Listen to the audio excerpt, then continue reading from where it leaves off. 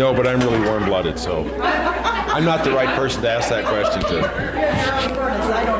Right, exactly.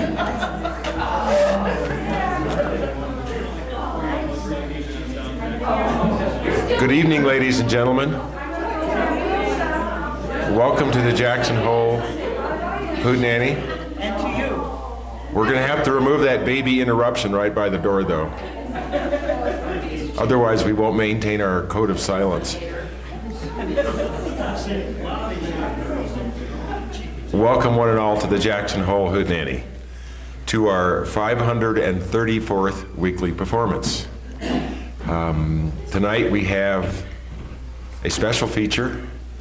John Cook is going to sing the songs of Jimmie Rodgers. I think you'll really enjoy that. We also have a wonderful lineup of musicians, some extremely veteran, some brand new. As usual, the Hootenanny provides a wide range of musical styles, and both visitors and veterans alike.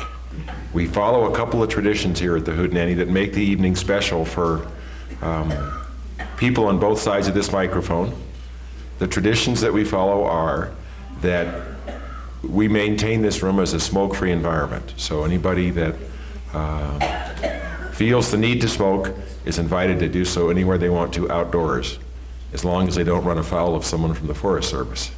But keeping the room smoke-free, and secondly, providing a concert setting for both music players and music lovers has made this evening very special, from the first one to this one.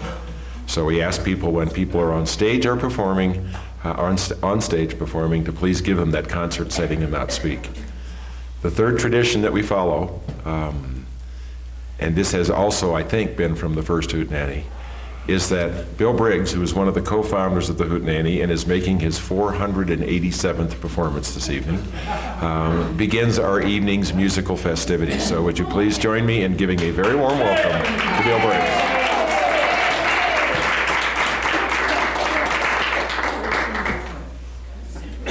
Bill, you did all that without getting any older. How'd you do it?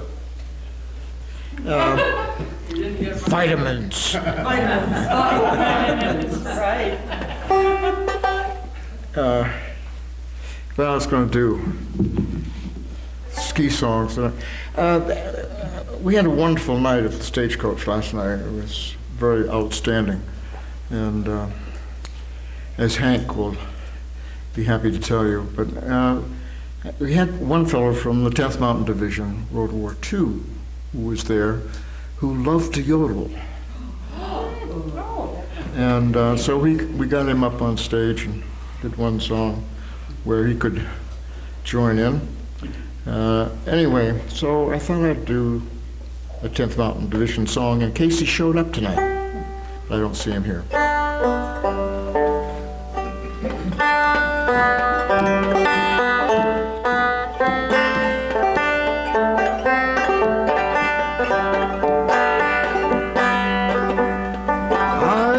A barmaid in a mountain inn. There I earned the rages, the miseries of sin. Along came a skier, fresh from off the slopes.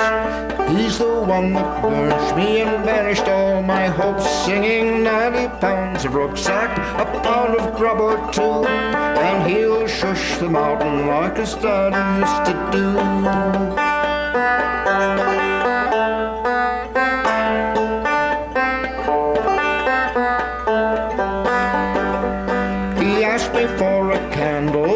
His way to bed.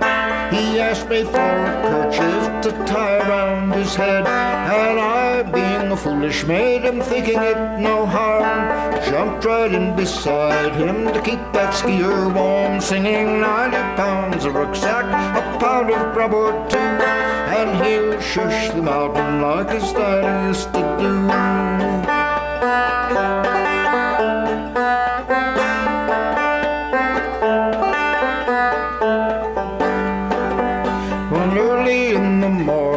Before the break of day, he handed me a 5-note, and with it he did say, take this, my darling, for the damage I have done.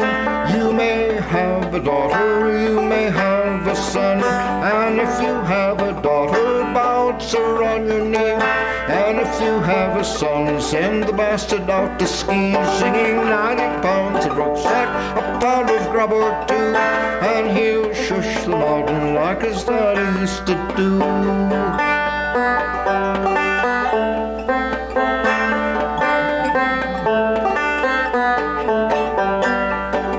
Now the moral of the story is plain as plain can be. Never trust a skier an inch above your knee, for I trusted one, and now can't you see? I've got a son in the mountain infantry, singing 90 pounds of rucksack, a pound of grub or two, and he'll shush the mountain like his daddy used to do.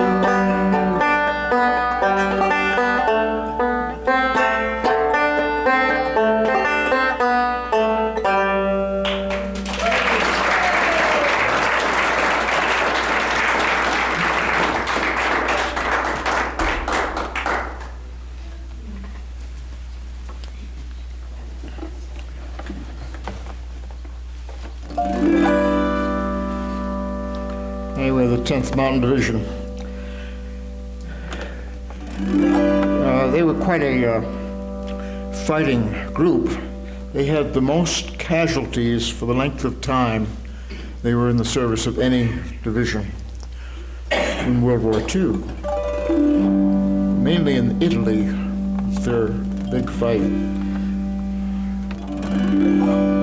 This is a yodel from northern Italy.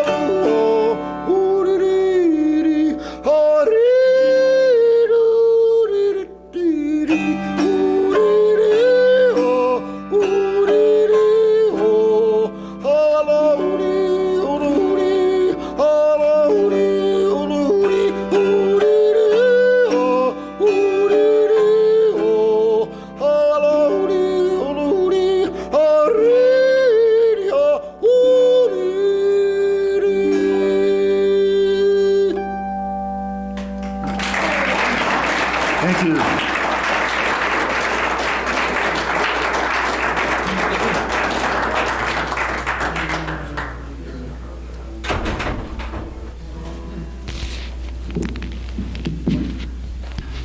Thank you, Bill.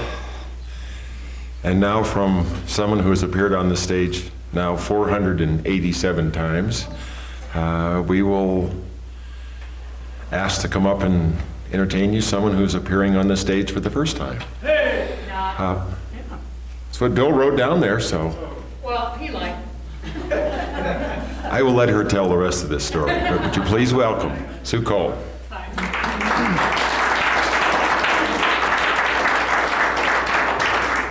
He didn't intend to lie, he just didn't remember. You know, I was sung at the Hoot several times when it was up in Dornan's before it ever moved down here, but I haven't been here because I usually go to Corral on Monday nights. And they're started up again, but I'm here this evening with the Hylers, and I was inspired a couple of weeks ago, maybe it was last week, by a child ballad that I believe Bill did about the Silky. And so I'm going to sing you two child ballads this evening. The first one is called Henry Martin. And I may be too loud for this, so I think I'll just... No? Okay.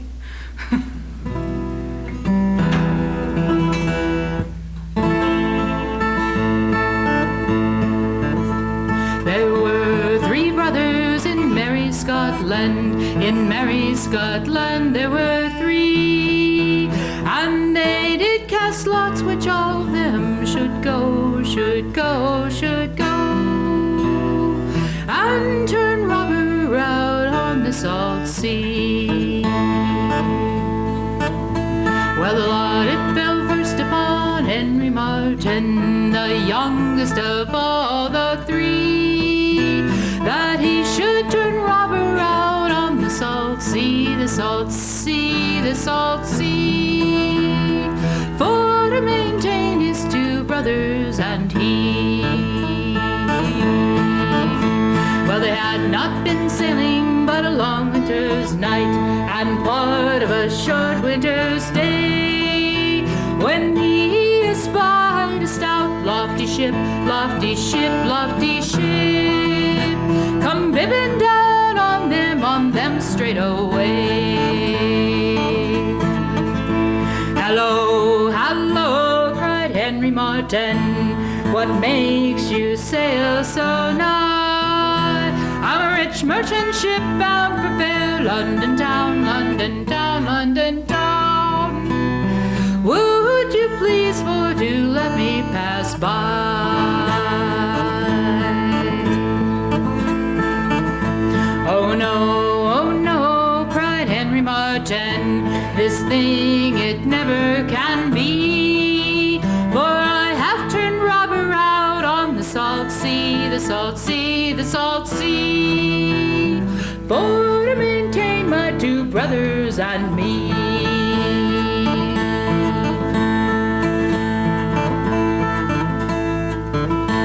Then come lower your topsail and brail up your mizzen, and bring your ship under my lee, or I'll give to you a full cannonball, cannonball, cannonball, and all your dear bodies drown in the salt sea.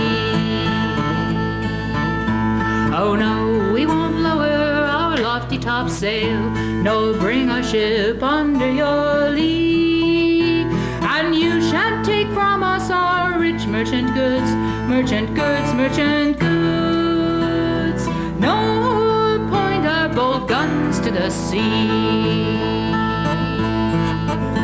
Then broadside and at it they went, for fully 2 hours or 3, till Henry Martin gave to them the death shot, the death shot, the death shot, and straight to the bottom went she. Bad news to old England came, bad news to fair London town. There's been a rich vessel and she's passed away, cast away, cast away, and all of her merry men drowned. There were 3 brothers in merry Scotland, in merry Scotland there were 3, and they did cast lots which of them should go, should go, should go, and turn robber out on the salt sea.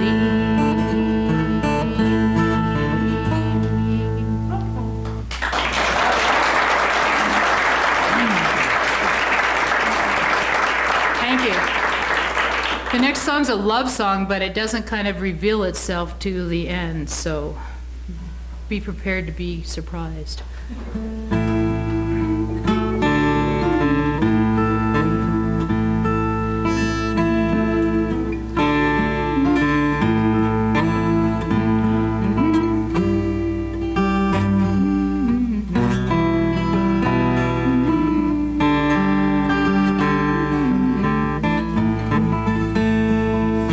Somewhere there.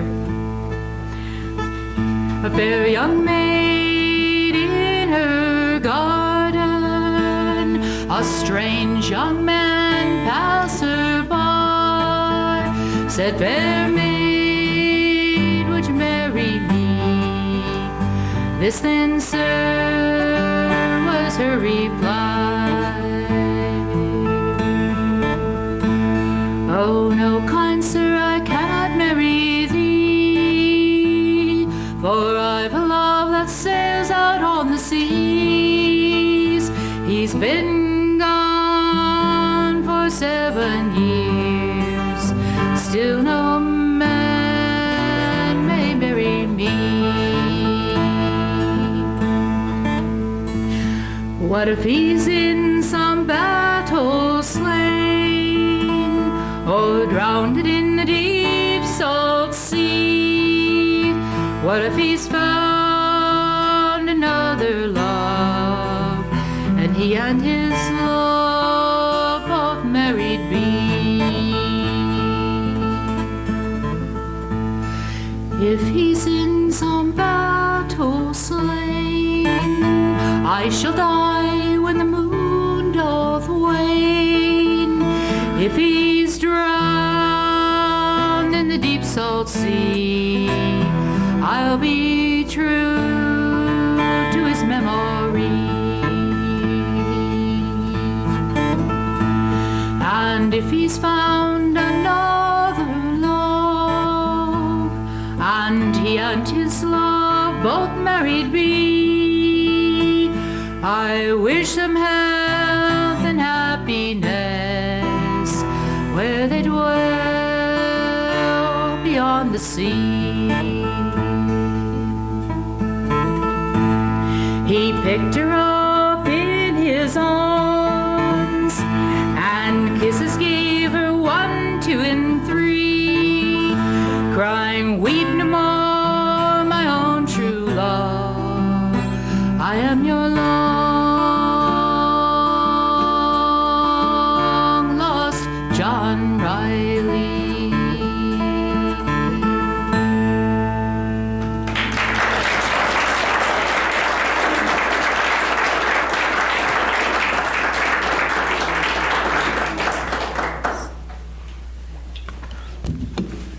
Sue Cole.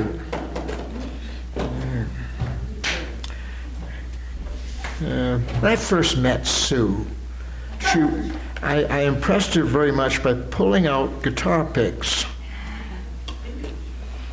And she thought that was really neat. Somebody who walked around with guitar picks ready to play music anytime.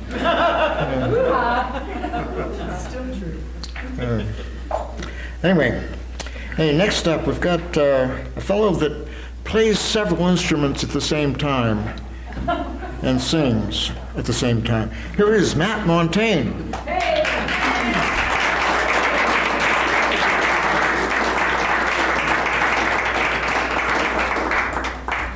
Bill, some of those instruments I can't play and sing at the same time. Hank is going to join me up here.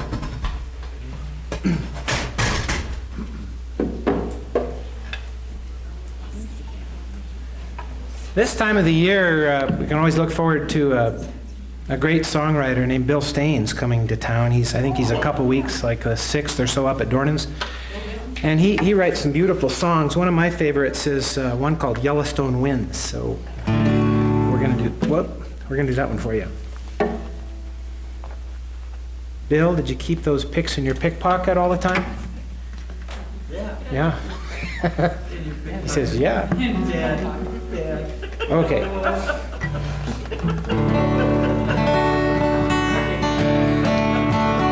There's a star that's shining bright on the Teton Range tonight. There's a lonesome cloud that's flying out across the moon. There's a country song so sweet that reaches to the street through the hoots and hollers of an old run-down saloon. Yellowstone winds, well, they're calling me back again. Come here to me, my friend, they whisper to my soul. Piney smoke in the frosty air, cattle grazing all around you there. Snowfields on the mountain fair lie silent in the cold. I can feel the morning sun and see that old Snake River run, and remember all the legends and the tales. Old Hoback's in my dreams as he wanders up his streams and stops to stand the mark beside the trail. Yellowstone winds, well, they're calling me back again. Come here to me, my friend, they whisper to my soul. Piney smoke in the frosty air, cattle grazing all around you there. Snowfields on the mountain fair lie silent in the cold. There's a young coyote that calls from the steep high country walls as she ranges in the shadows of the trees. With her cunning and her care, prospecting in the air, she searches for the scent upon the breeze. Yellowstone winds, well, they're calling me back again. Come here to me, my friend, they whisper to my soul. Piney smoke in the frosty air, cattle grazing all around you there. Snowfields on the mountain fair lie silent in the cold. There's a star that's shining bright on the Teton Range tonight. There's a lonesome cloud that's flying out across the moon. There's a country song so sweet that reaches to the street through the hoots and hollers of an old run-down saloon. Yellowstone winds, well, they're calling me back again. Come here to me, my friend, they whisper to my soul. Piney smoke in the frosty air, cattle grazing all around you there. Snowfields on the mountain fair lie silent in the cold.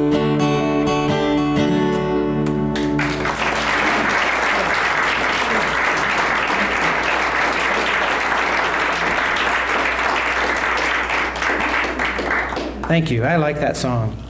Hey, some of you, Judy and I had a booth at the art fair yesterday, and some of you came by, and we thank you for coming by and looking at our paintings. That was fun. Now, let's see. Shifting gears here. You have to do a metal thing to shift instruments. We're going to play Whiskey Before Breakfast for you. Or whiskey now? There's no whiskey in there, is there?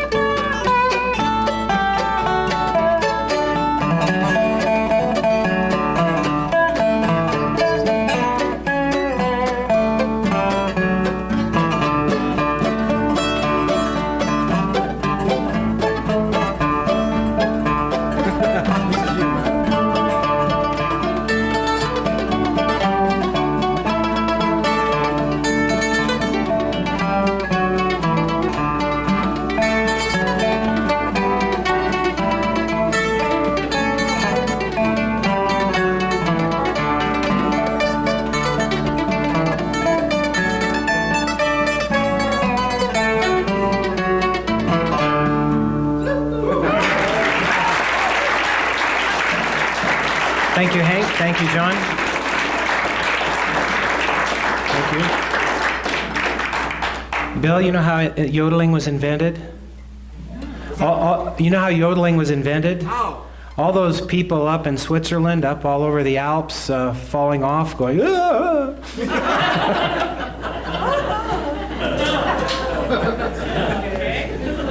Definitely on the way down. Matt Montaigne. Okay, hey, next up, I do believe this is a first timer here. Anyway, I may get corrected again, but please give a welcome to Bill Morton.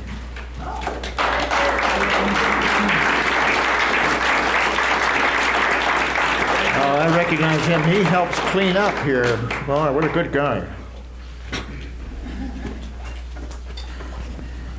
You know, I can't pick, and sometimes they say I can't sing either, but I'll try tonight.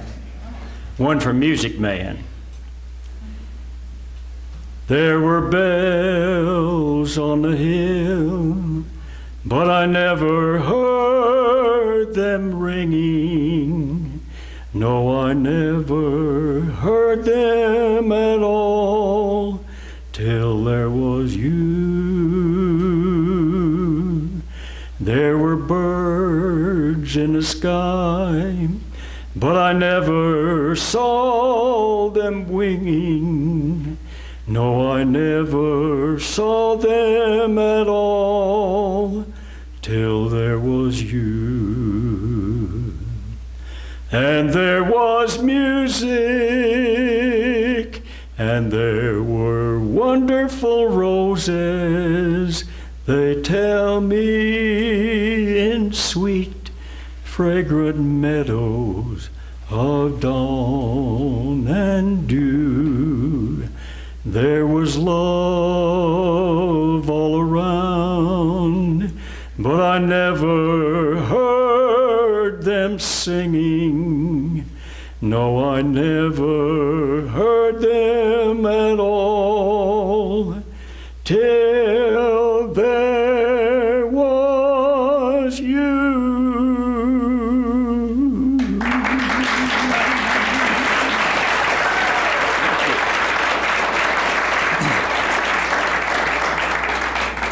Now on this one, I'd like for you all to help me.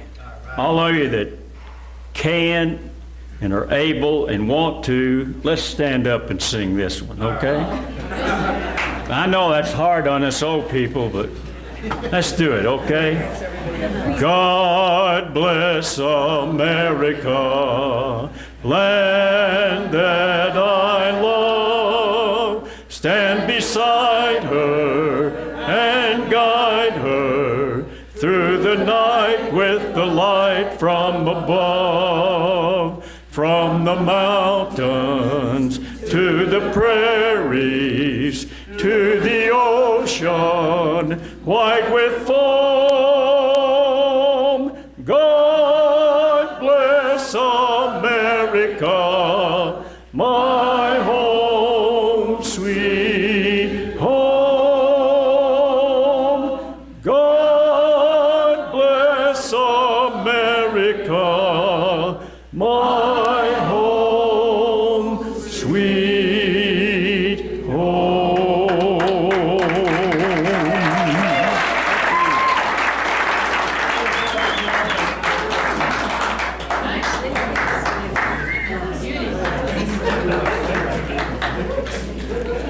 That's Bill Morton. All right, hey, next up we've got my co-hoot, wonderful performer of ballads. And I think he's got something special for us tonight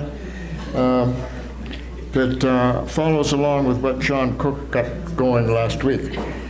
Please give a welcome, Dick Barker.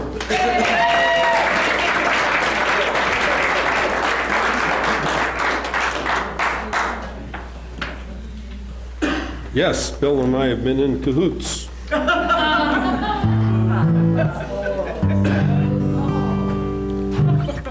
This is an American Irish song.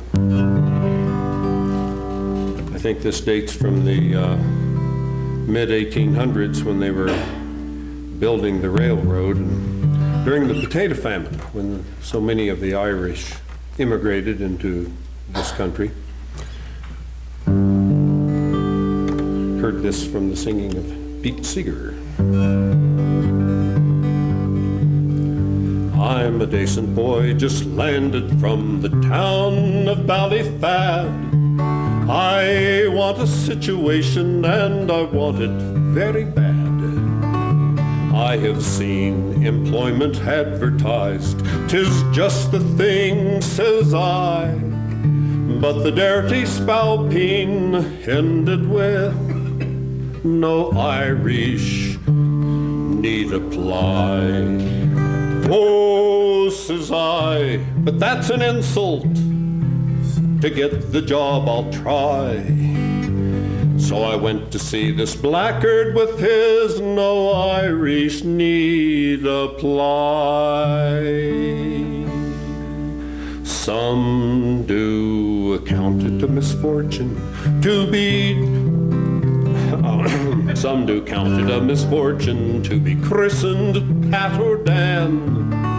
But to me it is an honor to be born an Irishman. I started out to find his house. I found it very soon. There I found the old chap seated. He was reading the Tribune. I told him what I come for when he in a rage did fly.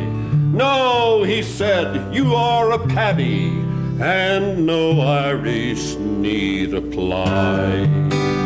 Then I gets me dander rising. I'd like to black his eye to tell an Irish gentleman that no Irish need apply.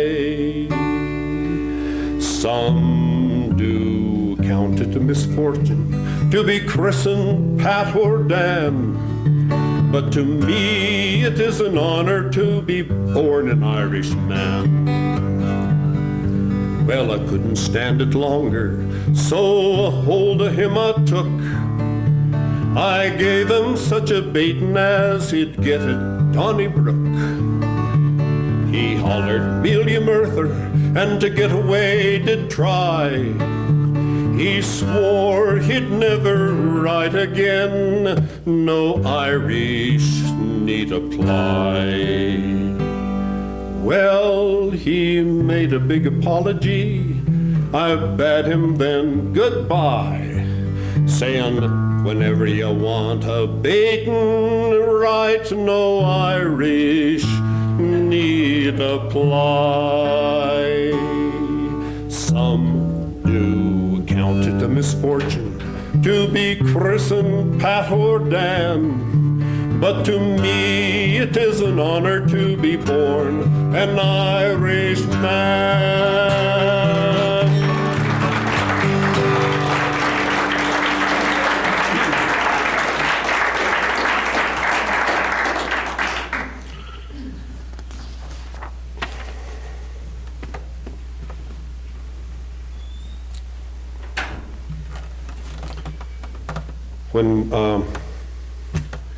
When we invaded Iraq, that very first night on the Pentagon briefing, they told about what had happened that day, and they gave a name to the program. And then the very next morning, they changed the name to what we know of it now, Operation Iraqi Freedom. But the night before, either somebody told the truth or there was a Freudian slip, but they called it Operation Iraqi Liberation. They lied about bin Laden, they lied about Saddam, they lied about weapons of mass destruction. They lied to all our allies, They lied to the UN. They lied to all the people in the nation. Operation Iraqi Liberation. Tell me, what does that spell? Operation Iraqi Liberation. O-I-L.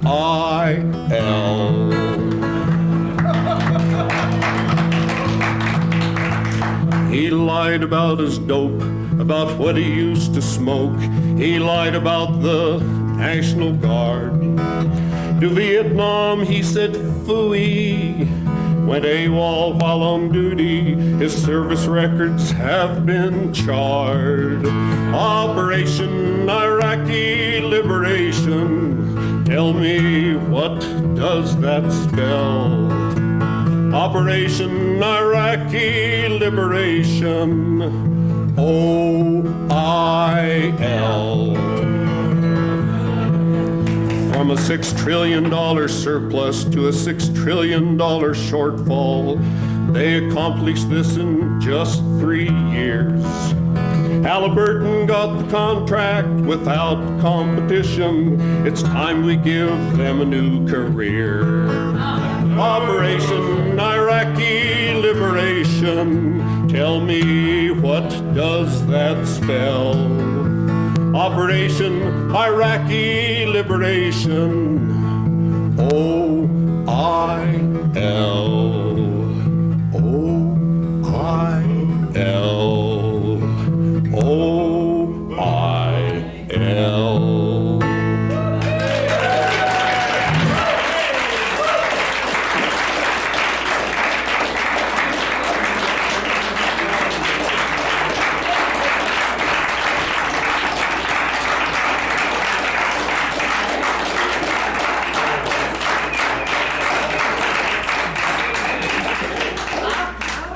As one man's point of view. Yeah. Dick Barker. All right. Let's see. Next week, Jack had an idea for next week that we have a theme. How about the opposite theme of that one? I don't know. What is that? All right. Anyway, hey, next up, we've got our. Oh, this fellow is so good at the Western cowboy songs. Please give a welcome to Greg Keckler.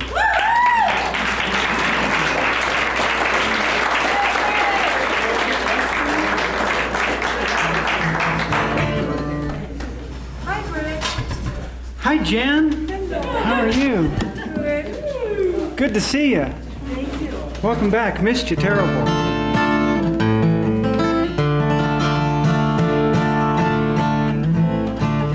Ah, golly day, what to say? Hi. Thank you. You've been a wonderful audience. Thank you all very much.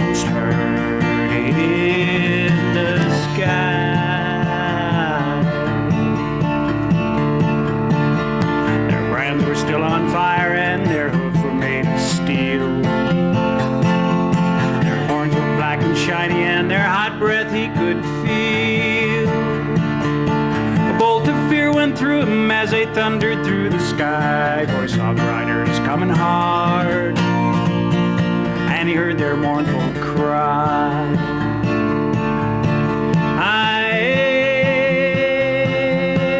Yippee-yi-oh, goes riding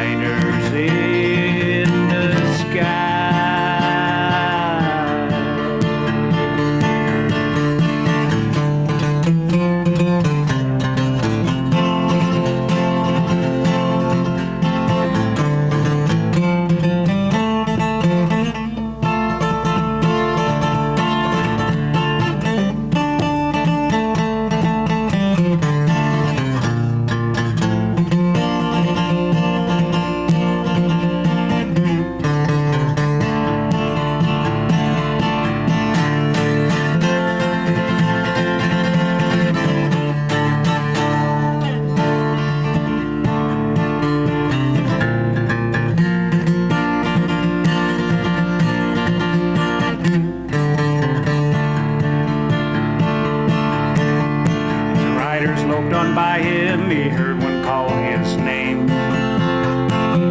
If you want to save your soul from hell riding on our range, then cowboy, change your ways today, or with us you will ride and try to catch the devil's herd across these endless skies.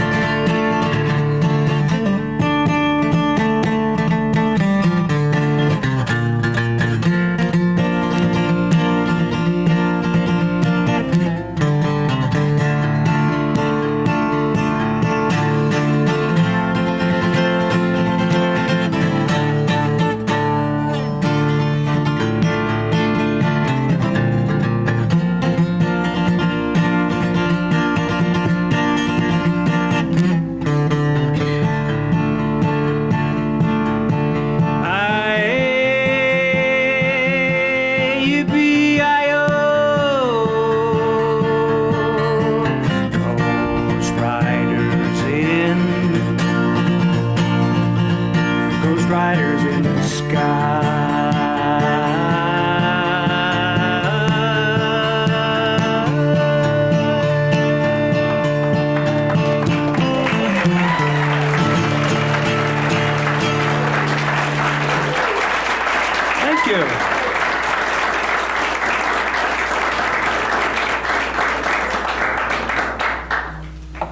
I am your token cowboy for this evening. Thank you, thank you.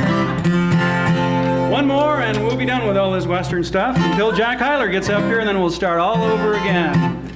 Get to see the genuine article over here in a minute.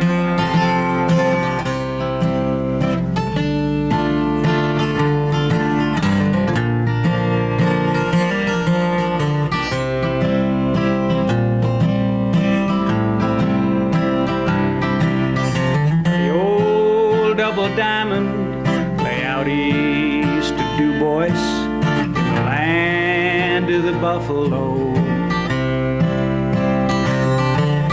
The auctioneer's gavel, how it rapped and it rattled as I watched the old double diamond go.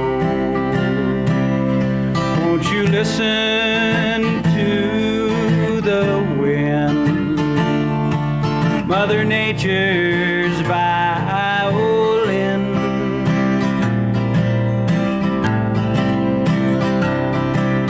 When I first hired on to the old double diamond, I was a damn poor excuse for a man. Never learned how to aim when the spirit was tame. Couldn't see all the cards in my hand, and the wind whipped the granite above me, blew the tumbleweeds clean through my soul.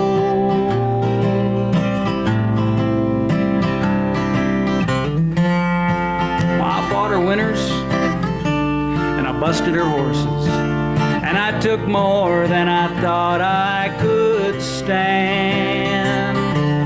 But the battles with the mountains and cattle seemed to bring out the best in a man.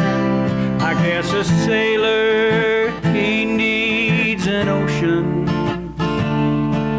and a mama, her baby to hold.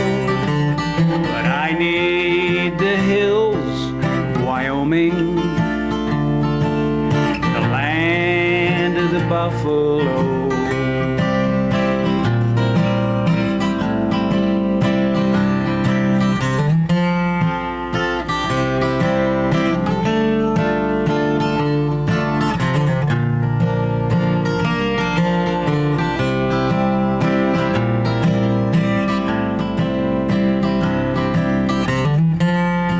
selling out, and I'm moving on, but I'm leaving with more than I came. 'Cause I've got this saddle, and it ain't for sale, and I've got this song to sing. I'll find a new range to ride and new knots to tie, in a country where cowboys are king. I turn my tail to the wind and the old double diamond, and disappear into the sage.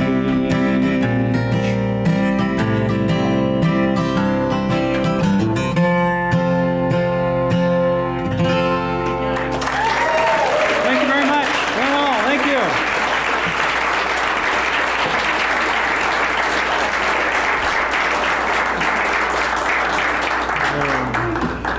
Good music. That's a true story. Great Keckler. All right, another storyteller coming up here, and he's got some wild ones about Jackson Hole. Here's Jack Hyler.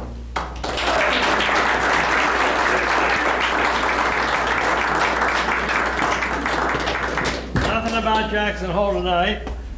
Not even a cowboy song, or I'd be wearing my hat.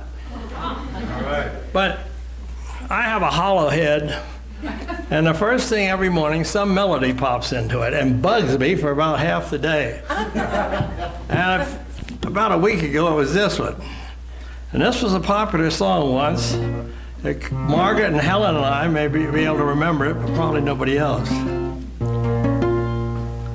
The little man walked up and down to find an eating place in town. He read the menus through and through to see what sick 15 cents would do. One meatball. You can join in the chorus. One meatball. He could afford only one meatball. He told a waiter near at hand the simple menu he had planned.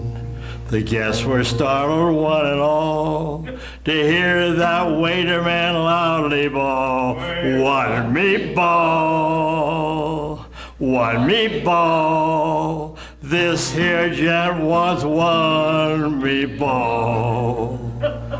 The little man was ill at ease. He said, "Some bread, sir, if you please." The waiter's voice rang through the hall, "You get no bread with one meatball, one meatball, one meatball. You get no bread with one meatball." The little man felt very bad. One meatball was all he had, but in his dreams he still recalls, "You get no bread with one meatball, one meatball, one meatball. You get no bread with one meatball."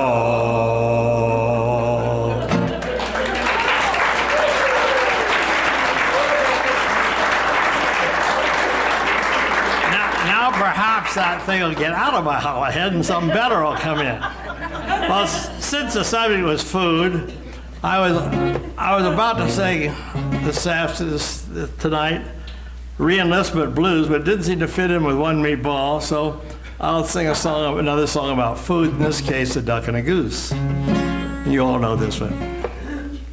Oh, a fox went out on a winter's night, prayed for the moon to give him light. He had many a mile to go that night before he reached the town, oh, town, oh, town, oh. He had many a mile to go that night before he reached the town, oh. Oh, he ran till he came to a pen. The ducks and the geese were locked therein. A couple of you are gonna grease my chin before I leave this town, oh, town, oh, town, oh. A couple of you are gonna grease my chin before I leave this town, oh. So he grabbed a gray goose by the neck, threw a duck across his back. He didn't mind the quack, quack, quack, and the legs all dangling down, oh, down, oh, down, oh. He didn't mind the quack, quack, quack, and the legs all dangling down, oh. Oh, Mother Clipper Clopper climbed out of bed, ran to the window, stuck out her head, says,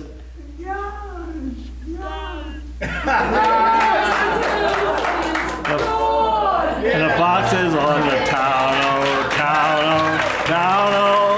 Says, John, John, the gray goose is gone, and the fox is on the town, oh. Oh, he ran till he came to his den. There were the little ones, 8, 9, 10. They said, Daddy better go back again, 'cause it must be a very fine town, oh, town, oh, town, oh. They said, Daddy better go back again, 'cause it must be a very fine town, oh. Now the fox and his wife, without any strife, cut up the goose with a fork and knife. They never had such a dinner in their life, and the little one chewed on the bones, oh, bones, oh, bones, oh.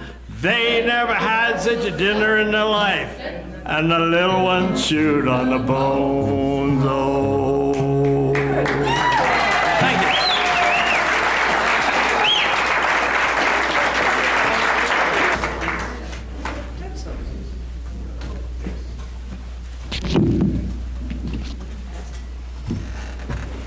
Hello. Hello. Howdy. Well, this first song's a Brad Paisley song.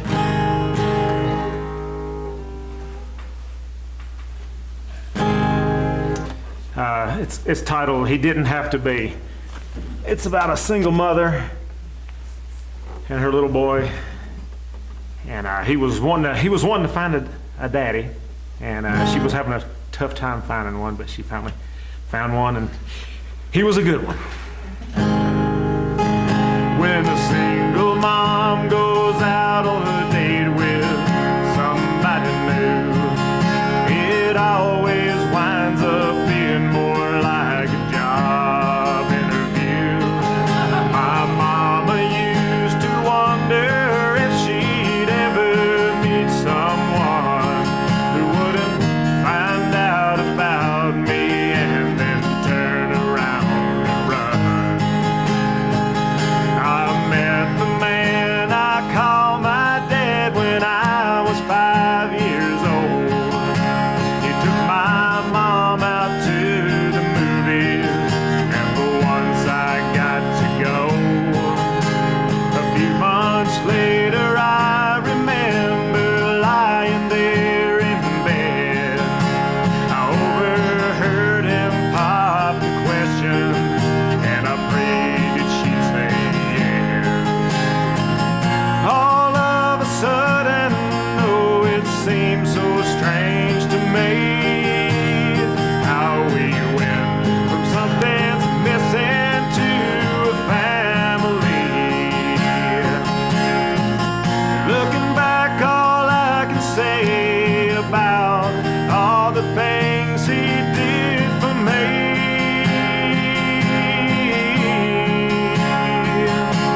is I hope I'm at least half the dad that he didn't have to be. I met the girl who's now my wife about 3 years ago. We had the perfect marriage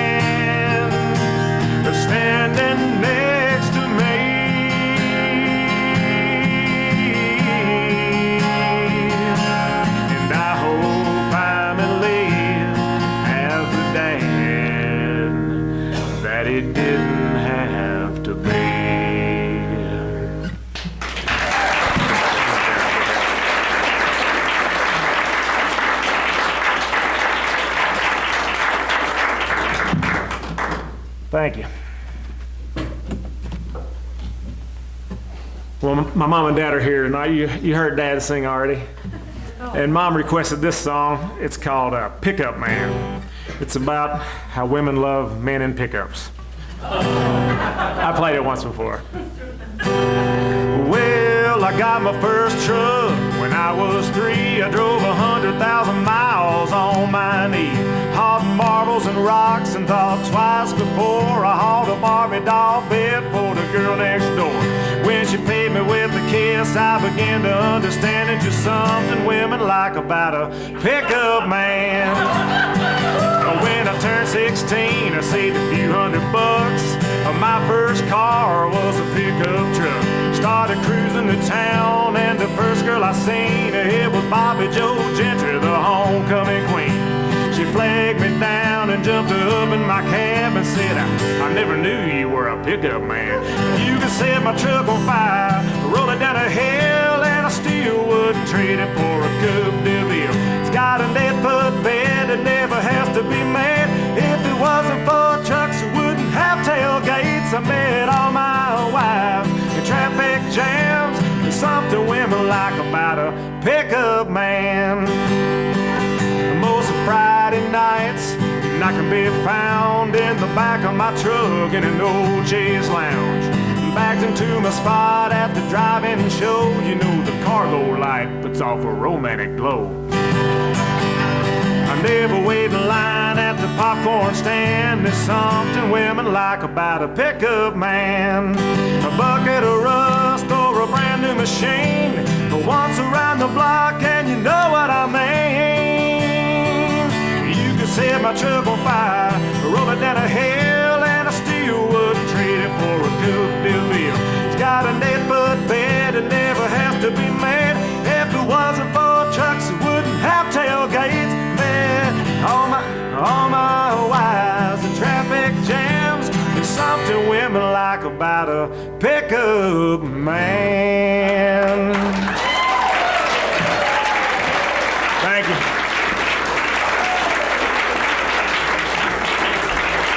you. Music for a long period of time. John Cook has been a student of this kind of music, I think, for most of his adult life. He does a wonderful job performing it, so would you please join me in giving a very warm welcome to tonight's featured performer, John Cook, singing Jimmie Rodgers.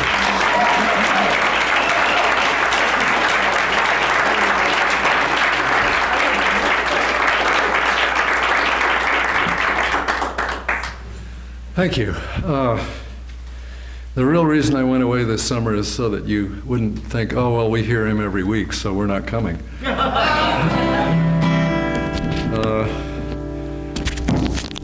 It's like that country song. Alan probably knows it. How can I miss you if you won't go away?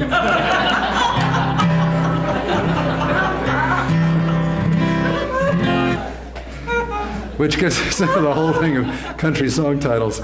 If you're really going to leave me, can I come too?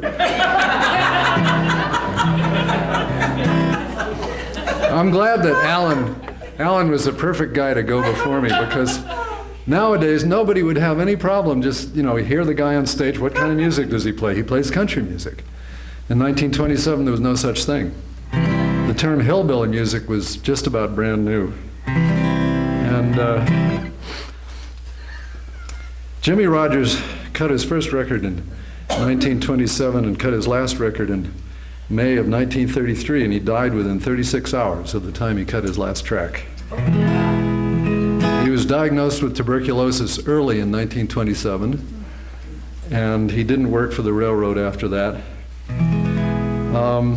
I said to John Kozlowski, I said, well, I have to be really careful not to talk too much, because then I won't be able to sing enough. And he said, well, but I do want you to talk some. And the idea was that I'd try and give you a little bit of an idea about Jimmie Rodgers' life as well as his music.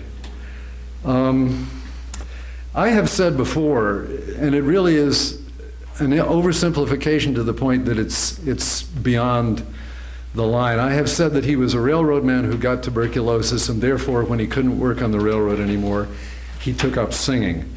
And it's easy to get that impression if you just know a little about Jimmy Rogers, but there's a man named Nolan Porterfield he's got the definitive biography, and it's just totally really well researched, and he's got the life of Jimmy Rogers there. And the truth is that Jimmy, from when he was very young, really wanted to be an entertainer, and he wanted to be he wasn't into preserving any kind of old-time music. He wanted to be a man of the moment, and he wanted to dress in modern, snappy clothes and drive the latest cars, and he wanted to be a popular entertainer.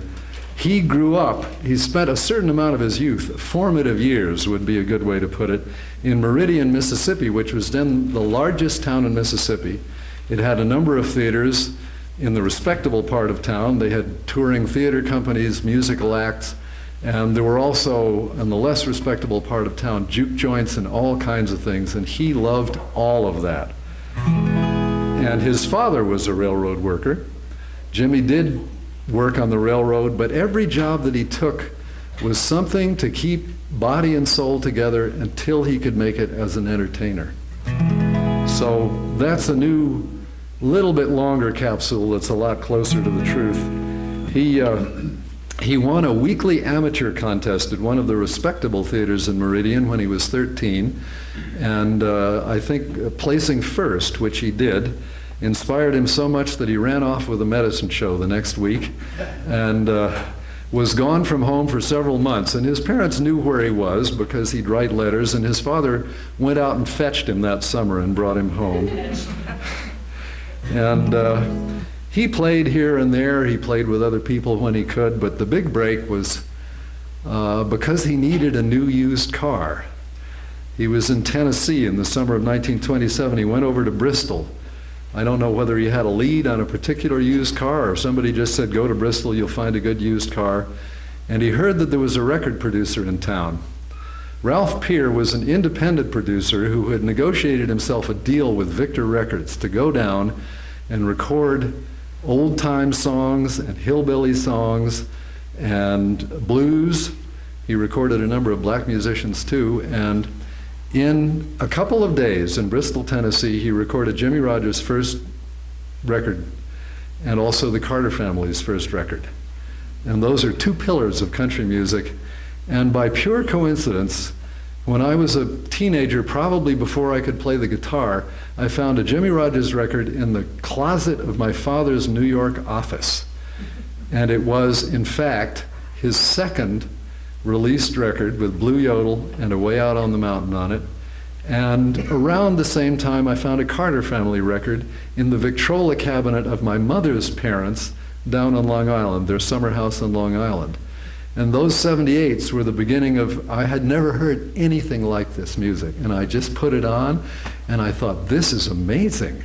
Why didn't anybody tell me about this? I had albums of 78s just before LPs came in when I was 6 or 7 by Tex Ritter and Burl Ives and some people like that. I even had I guess pretty early on in the LP era, I had a 10-inch LP of Woody Guthrie, but I had never heard music like this at all.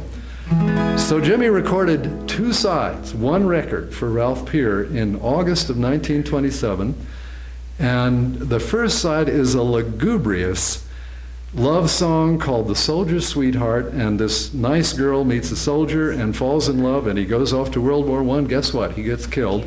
And that's the end of the song, and there's no yodels in it. The other side was called Sleep, Baby, Sleep, and it's a lullaby with kind of a complicated yodel. And it turned out about as many people bought the record for that side as for what they thought the A side was. And he told his wife that his yodel was sort of his secret weapon, and the reason he recorded Soldier's Sweetheart was that he didn't want to depend on his secret weapon from the very beginning.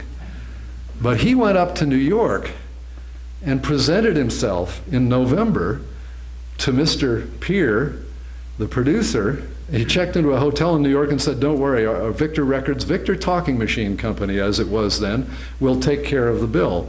And then he called Mr. Peer. Well, what Mr. Peer knew that he didn't know is his first record was selling extraordinarily well for a record by a completely unknown artist. So Ralph Peer said, come on over. And they cut a couple more sides. And Jimmy decided to pull out his secret weapon. This is the A side on his second record. It's called Blue Yodel. Nobody knew there were going to be numbers. This was just Blue Yodel.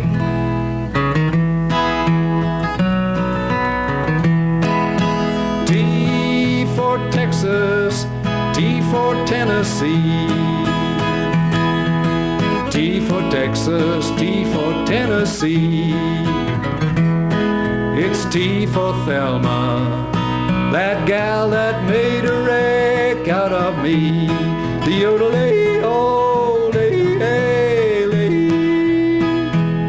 If you don't want me, mama, you sure don't have to stall. If you don't want me, mama, you sure don't have to stall.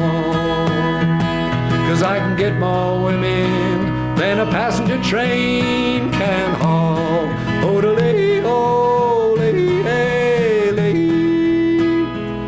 I'm gonna buy me a pistol just as long as I'm tall.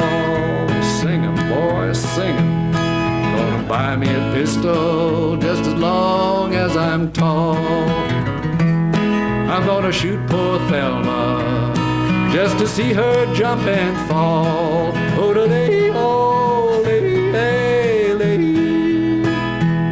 Lord, I'm going where the water drinks like cherry wine. Going where the water drinks like cherry wine. 'Cause this Georgia water tastes like turpentine.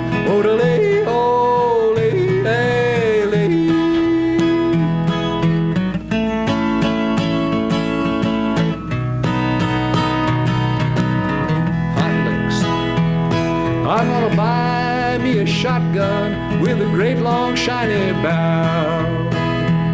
Gonna buy me a shotgun with a great long shiny barrel. I'm gonna shoot that bounder that stole away my gal.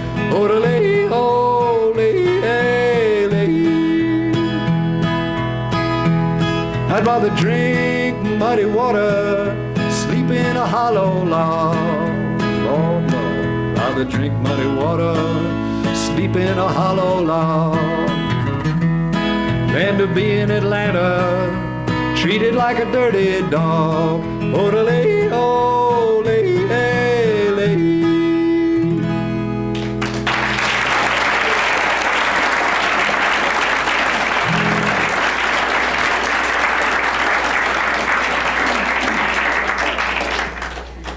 And it just kind of trailed off at the end. That record sold 454,000. This is before the Depression. In that same year, 1927, the U.S. record industry sold 104 million records. But to sell 100,000 was a phenomenon. And that record sold 454,000. Now, after he recorded that record, in January of 1928, he got his first royalty check. On the first record, it was $27. It represented 400 record sales, and the Victor Talking Machine Company thought that was pretty good. They looked at those sales, and then they listened to the sides that he had cut. He actually, I think, cut 4 sides when he was up there in November. This time he's recording in Camden, New Jersey, where they had their principal studio at the time. They listened to Blue Yodel and decided to put it out with a Way Out on the Mountain. It was scheduled for release in April, but they put it into limited distribution in early February. And it took off so fast that Ralph Peer called up Jimmy Rogers and scheduled a new session for February 14th and 15th, 1928. Now they cut, oh gosh, I think maybe 8 tunes in that session.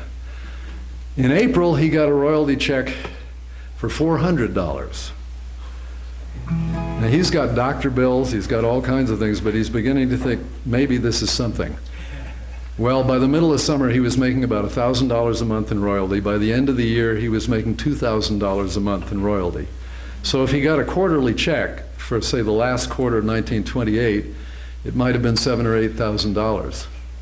This is at a time when the median income in the United States was about $465. City income was about $750. Farm income was about $290, $95 per year.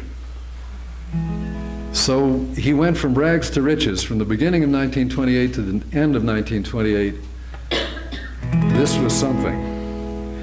And in a half hour or 35-minute set, I can't track too many details of his life. What I've tried to do, I'll tell you a little bit about each record, but what I've tried to do is pick the songs I'm going to do for the variety of yodels, among other things, and the variety of styles. And one of the songs that he cut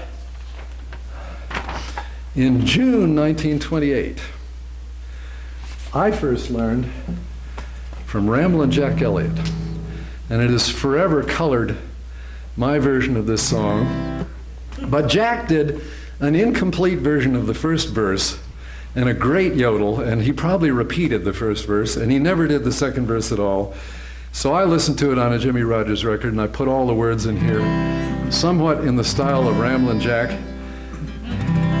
Jimmy did railroad songs and he did hobo songs, but the main thing he wanted to get out there was that he was a good time rambling man, and he did ballads and he did love songs and he did just about every kind of thing you can imagine. And if you can find a category this fits into, let me know. It's called My Little Lady.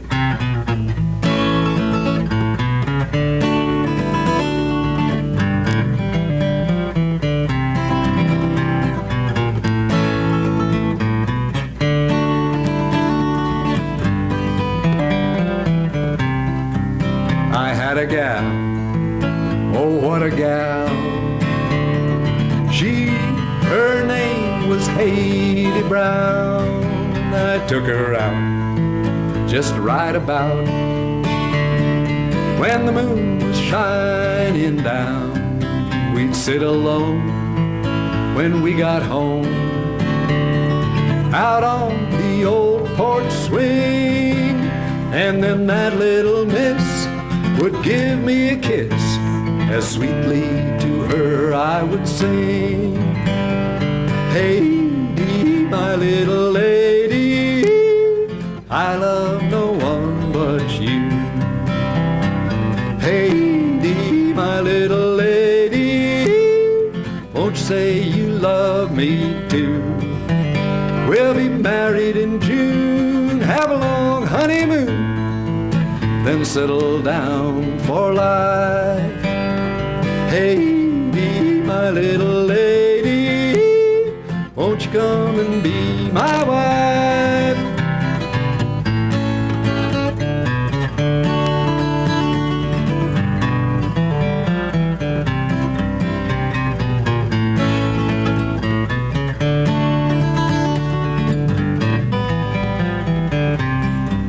I had a gal, oh what a gal. She left me one fine day. I didn't mind, because I find they most always do that way. So I went out just to look about, another gal to find, and in less than a day I found Sadie Mae. I hand her the same old line. Sadie, my little lady, I love no one but you. Sadie, my little lady, won't you say you love me too? We'll be married in June, have a long honeymoon, then settle down for life. Sadie, my little lady, won't you come and be my wife? Won't you come and be my ball and chain?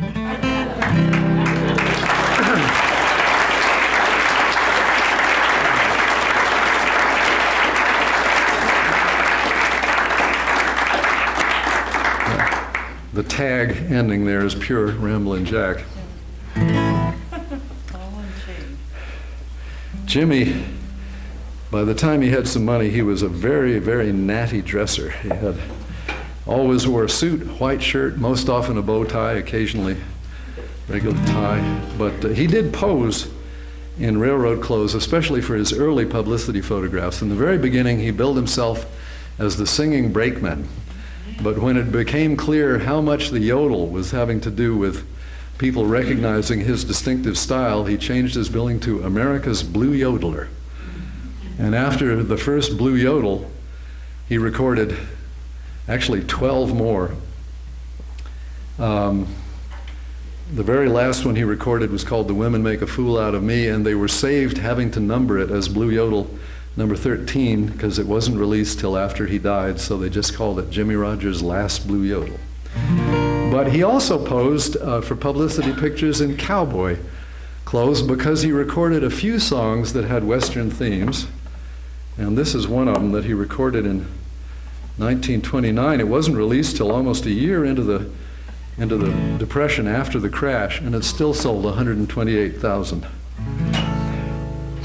In fact, the year that this came out, 1930, record industry sales were down from 104 million in 1927 to 10 million in 1930 to 6 million in 1932. That gives you an idea about how serious the Depression was. Less than a tenth. It was 1945 before the record industry recovered to the levels that it had had before the crash. But this is a song called The Yodeling Cowboy, with a very different kind of yodel. My cowboy life is so happy and free, out west where the laws don't bother me.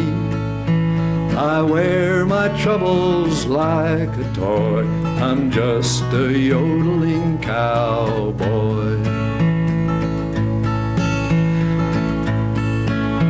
I go down that lonesome trail, just galloping long. I love to sing this yodeling cowboy song.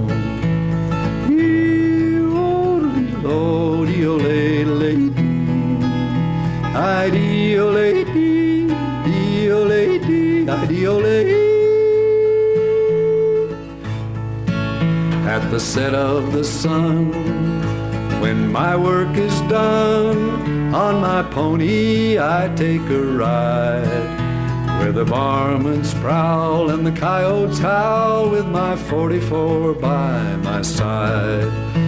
I go down that lonesome trail, just galloping long. I love to sing this yodeling cowboy song.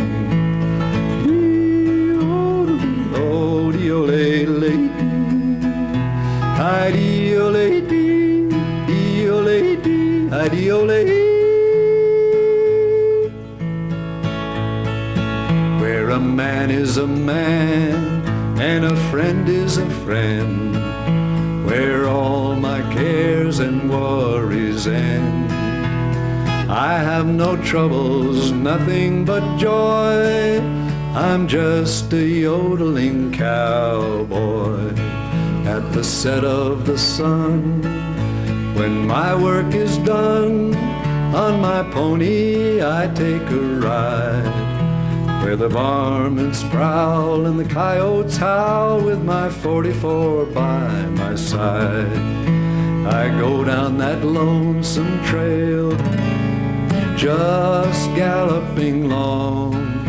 I love to sing this yodeling cowboy song.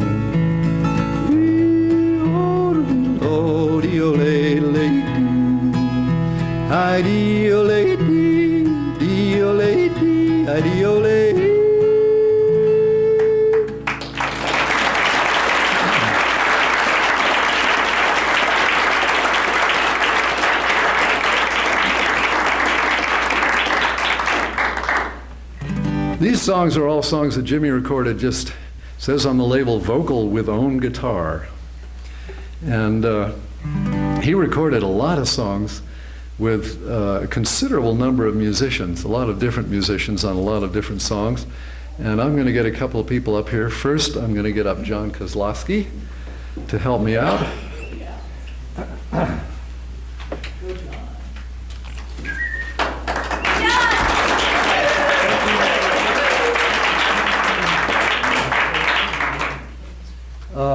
Jimmy recorded a song called Waiting for a Train, which is his best known railroad song.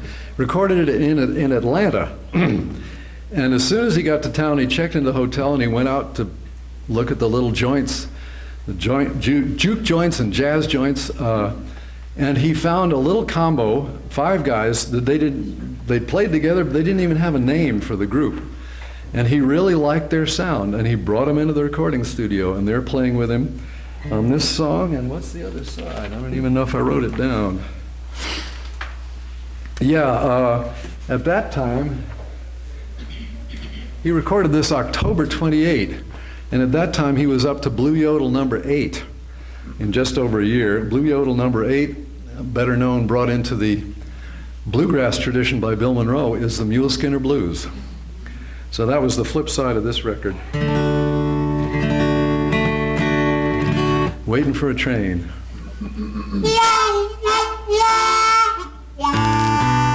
All around the water tank, waiting for a train. 1,000 miles away from home, and I'm sleeping in the rain.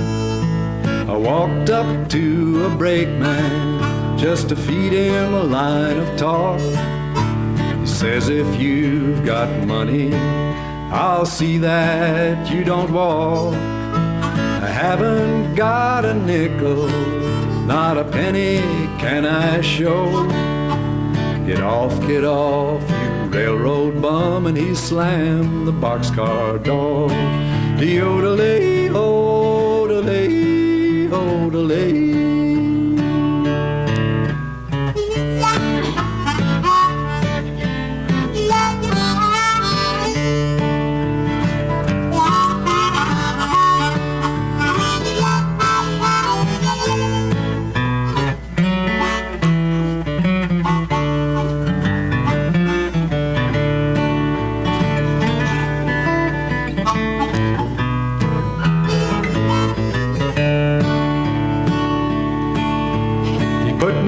Off in Texas, a state I dearly love.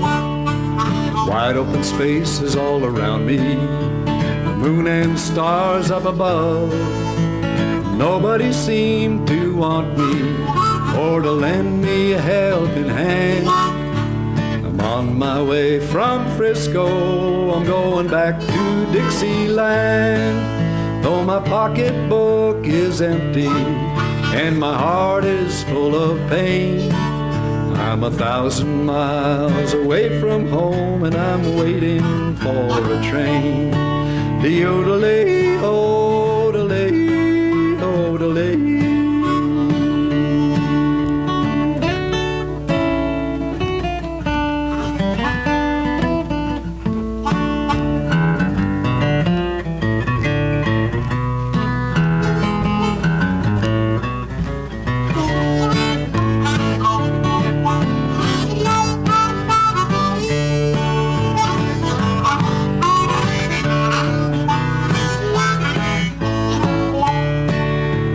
Put me off in Texas, it's a state I dearly love. Wide open spaces all around me, moon and stars up above. Nobody seems to want me or to lend me a helping hand. I'm on my way from Frisco, I'm going back to Dixieland. Though my pocketbook is empty and my heart is full of pain, I'm 1,000 miles away from home, and I'm waiting for a train. De-o-de-lay, o-de-lay, o-de-lay.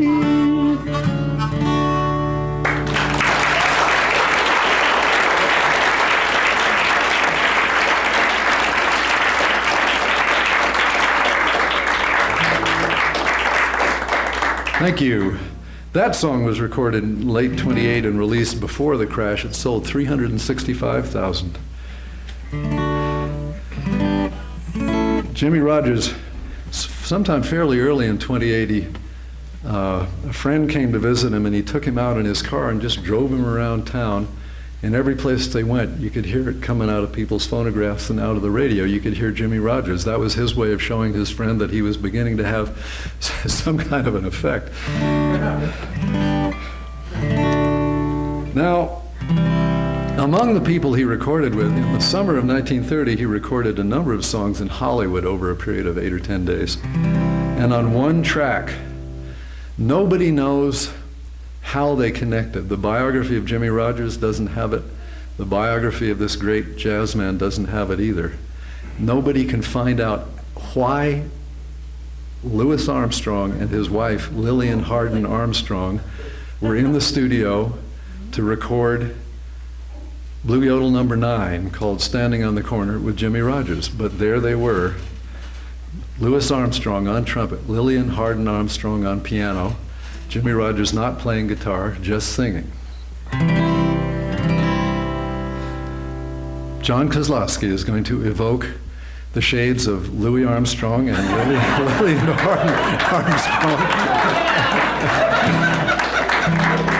No, he's doing the piano part.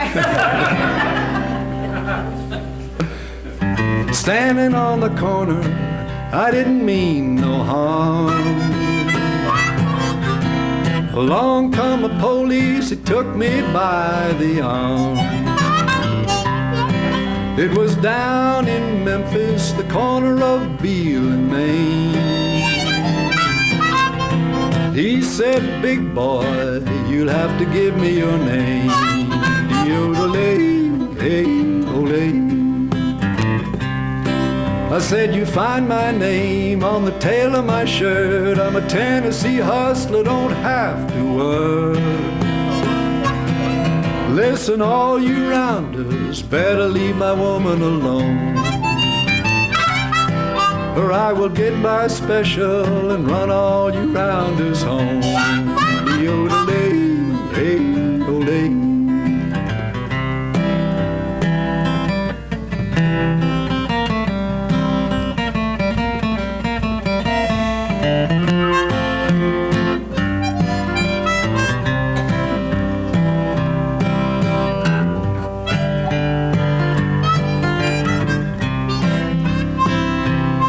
Now my good gal loves me, everybody knows. Paid $100 cash just for me a suit of clothes. She come to the joint, a 44 in each hand. Said, stand aside all you women and men, 'cause I'm looking for my man. Yodelay, hey, olay. Take it, Louis.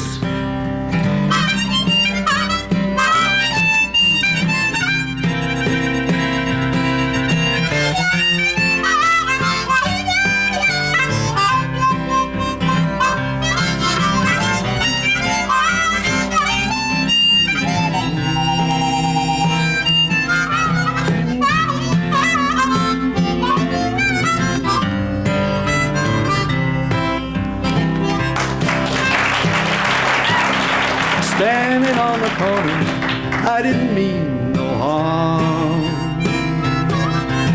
Along come a police, he took me by the arm. It was down in Memphis, the corner of Beale and Main. He said, big boy, you'll have to give me your name. Yodelay, hey, olay.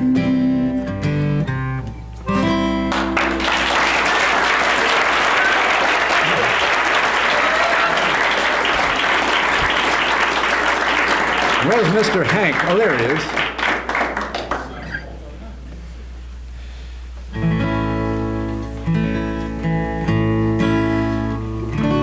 Well, after the crash, it was Jimmy didn't sell over 100. Well, in 1930, records that were released in 1930, before how bad it was going to get became apparent. He could still sell over 100,000.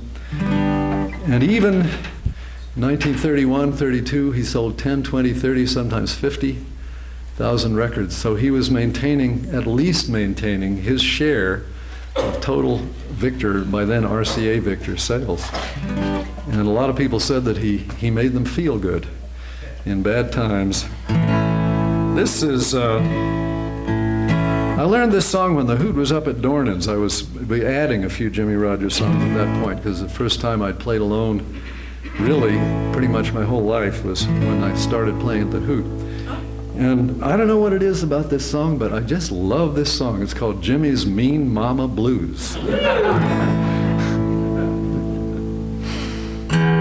For weary weeks I've waited and hoping for the best. The blues will make me ramble and the rails are leading west. I'm feeling oh so lonesome, pleasure I can't find. I'm leaving you, mean mama, just to worry you off my mind. De-yodelay, delay, de-yodelay. That old gang kindly whispers, just fall in line and smile. Mean mama haunts me and I crave the peace of miles. I don't know where I'm going, I'm feeling kinda queer. I've been from several places and I'm going to be from here. De-yodelay, delay, de-yodelay.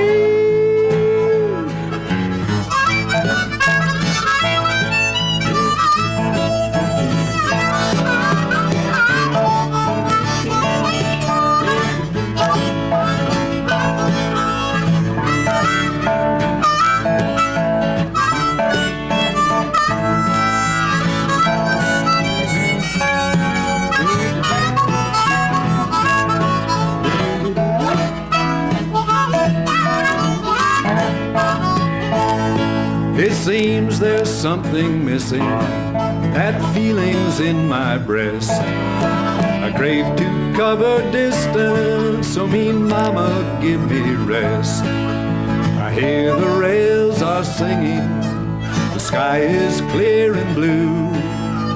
I'm gonna leave you, mama, when the train comes rolling through. De-yodelay, delay, de-yodelay.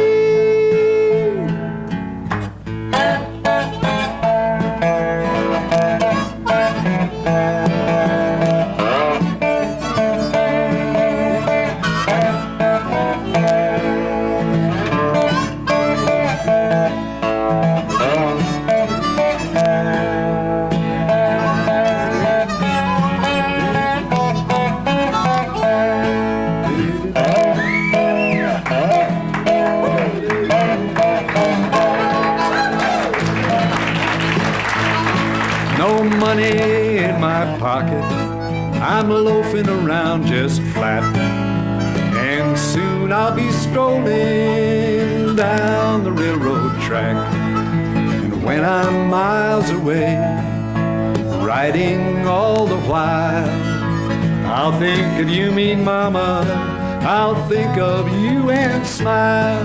De-yodelay, delay, de-yodelay, delay.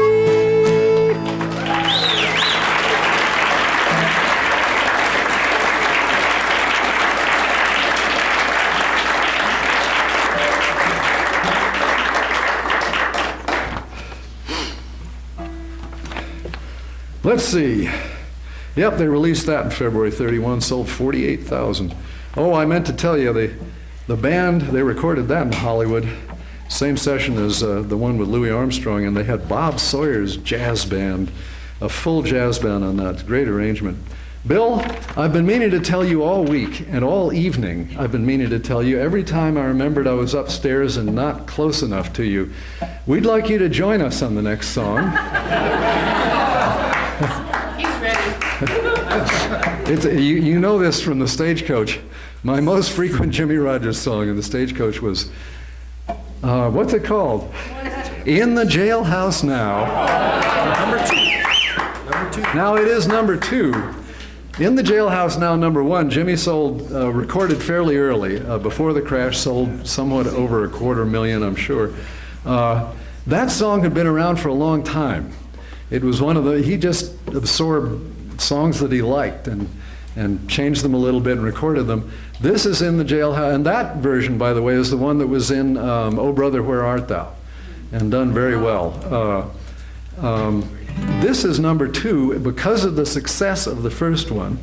He just wrote a whole new set of words to the same melody and called it In the Jailhouse Now number 2, and that's the one that I learned. Because at some point I had a 78 of this. Are you there? You see it? Yeah, you're there. Yeah. Okay. So we're gonna jazz it up and finish the set with this song. 1, 2, 3. I had a friend named Campbell. He used to rob, steal, and gamble. He did everything that was low down. He was out tomcatting one night when he got into a fight, and then a big policeman came and knocked him down. He's in the jailhouse now. He's in the jailhouse now. I told him over again to stop drinking whiskey, lay off of that gin. He's in the jailhouse now. Idly-o-lay, idly-o-lay, de-o-do-lay, de-lay, de-o-do-lay.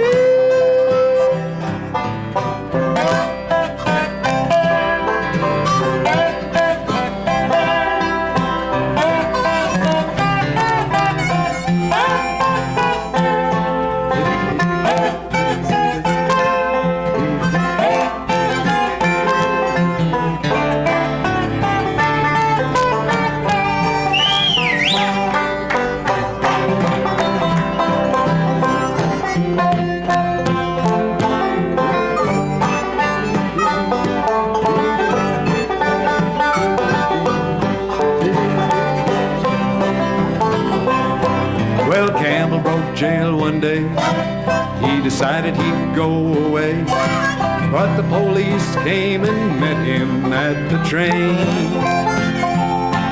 The cop says, I come for you. Campbell says that this won't do, because Campbell never was my name.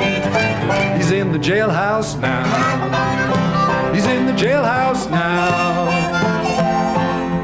Yes, he broke out all over town. The fool walked about. He's in the jailhouse now. Idly-o-lay, idly-o-lay, de-o-do-lay, de-o-do-lay.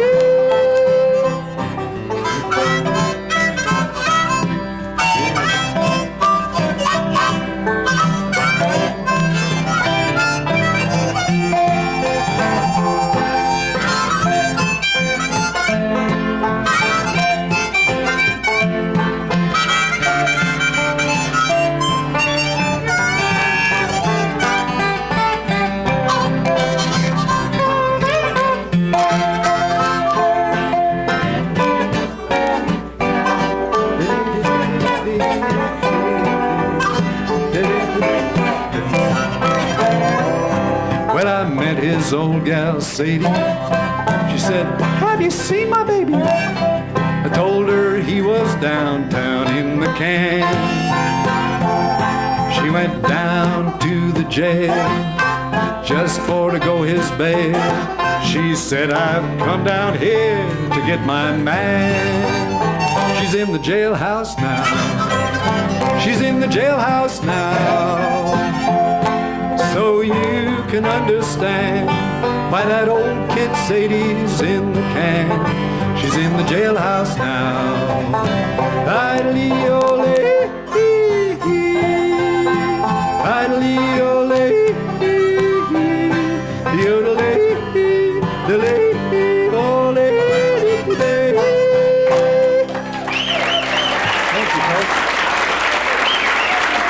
I appreciate the help from John Kozlowski and Hank Phibbs and Bill Briggs. Thank you very much.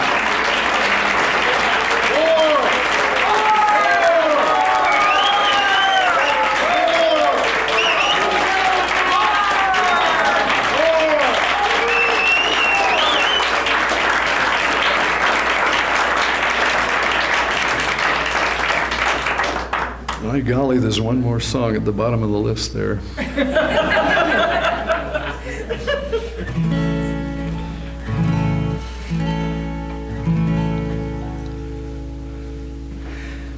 Jimmy recorded the Prairie Lullaby in his next to last recording session, August 1932. And he didn't record again until May of 33. He was, you know, in those days, they thought that what you could do for tuberculosis was lots of bed rest. Well, when he was first diagnosed, they put him in a hospital and said, "You're going to stay here 6 months." And he just wasn't that kind of a guy. And his whole recording career came after that. He recorded 120 sides that were issued in a little less than 6 years. This is kind of atypical. I said going off mic, it's kind of disappears like that. Doesn't it just hide? It's like, this was written by a fellow named Clayton McMitchin, and he's on Jimmy's recording of this. They recorded this in New York. And he's on this playing the fiddle. He was an old-time fiddler, but he also wrote songs, played all kinds of music. And it's really only pretty recently that I put together the fact that at one of the Newport Folk Festivals that I either played at or photographed, because I did both at a number of Newport festivals in the early 60s, there was a fellow there named Clayton Pappy McMitchin. And of course it was the same guy, but I didn't know at the time that he'd played with Jimmy Rogers, let alone wrote the Prairie Lullaby. I do have a few photographs of him that I took, and I'm really glad, and it's a connection that I've made when both of them are long gone. It was kind of an amazing discovery for me. This is one of the prettiest songs that Jimmy ever recorded, and it's in the Western setting, but it's not, oh, I love Yodeling Cowboy, you know, but you can see him posing in a cowboy outfit, and it's sort of a little hokey given that he wasn't ever a cowboy. It's still a great song, but this is just a beautiful song. I love this song. It's called Prairie Lullaby.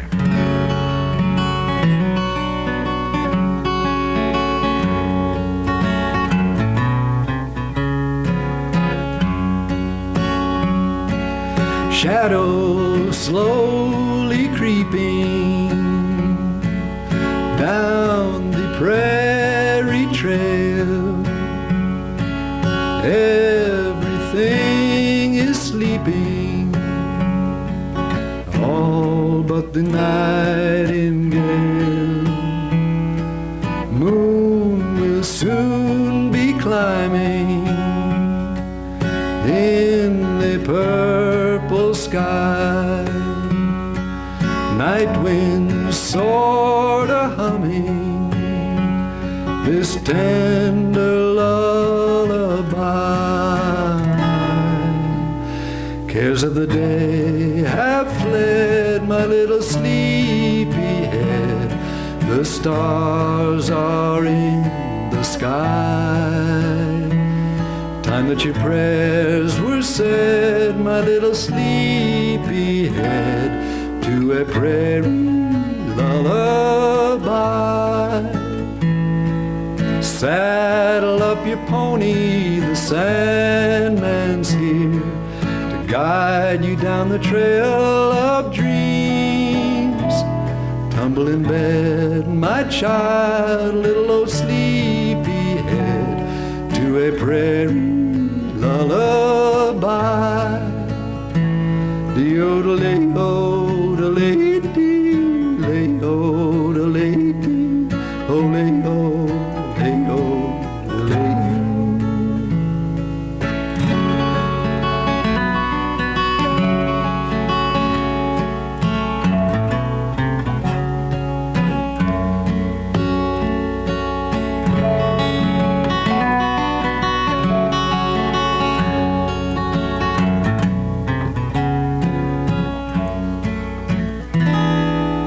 cares of the day have fled, my little sleepyhead. The stars are in the sky. Time that your prayers were fled, my little sleepyhead, to a prairie lullaby.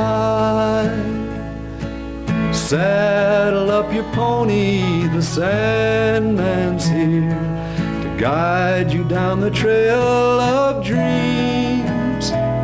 Tumble in bed, my child, little old sleepyhead, to a prairie lullaby. Yodelay-o-delay-dee, lay-o-delay-dee, oh-lay-dee, oh-lay-dee, idee-o-lay.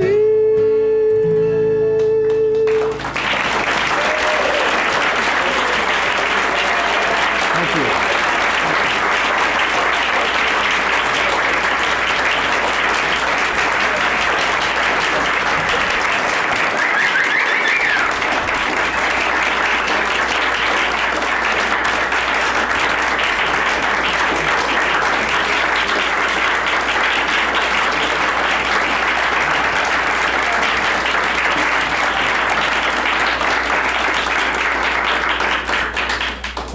John Cook is a wonderful performer. I've had the pleasure of playing with him for a number of years. It's been really a privilege. Anyway, we're going to take a break now. We'll see you back here in 10 minutes. Bob and Barbara Gray had sold their house in Jackson Hole and were moving to Arizona.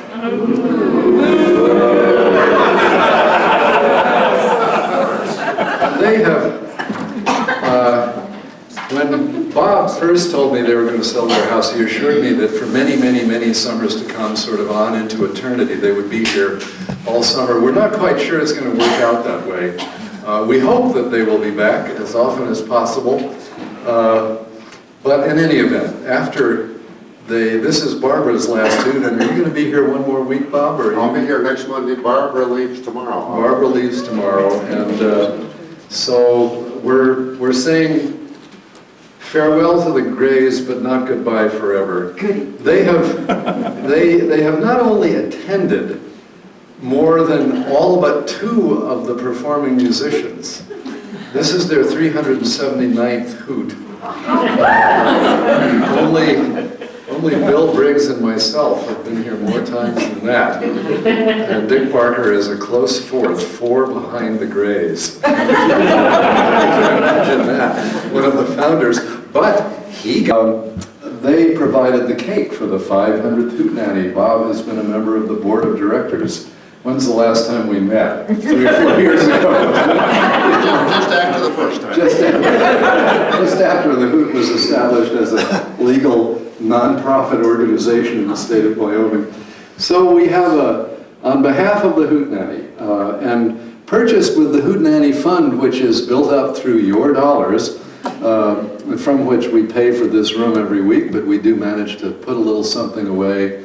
So we all have contributed to this gift, which Dick will now present to the Grays. A Mangelson photograph of Jackson Hole, not a panoramic postcard of the Tetons, but a scene that we hope they will look at when it's hanging on their wall in Arizona and say, gee, we've got to go back up to Jackson Hole. There will never be a scene like this in the desert, I'll tell you. Danny, why don't you... I hold it up.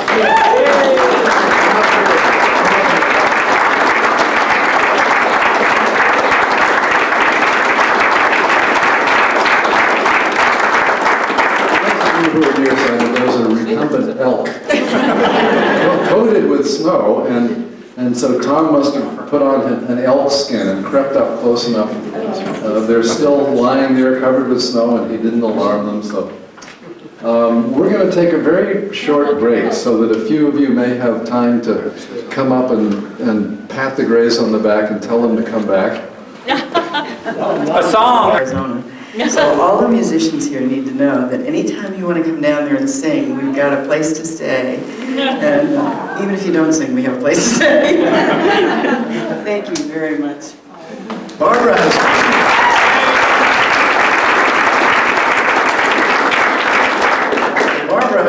leaving the One Hoot. more here. Barbara has been leaving the Hoot early, and if enough of you come over and tell her how much we're going to miss her, maybe she won't leave the Hoot early tonight. You want to? From here, not from there. Not Arizona with us. And if we can find a suitable venue, there will be a hootenanny in Tubac. I can guarantee that. But at any rate, thank you all musicians, all of it. And all of you.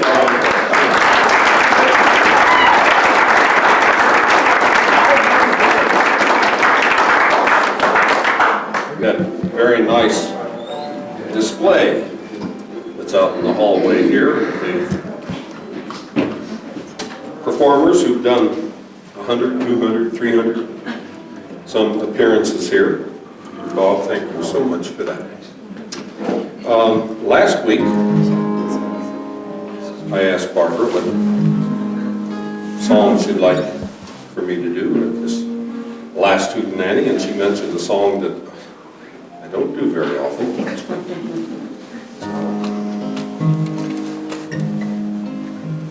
This is, I guess you could call it a traditional song now, but you know, it was copywritten in 1915. It was written by a man named Charles Badger Clark.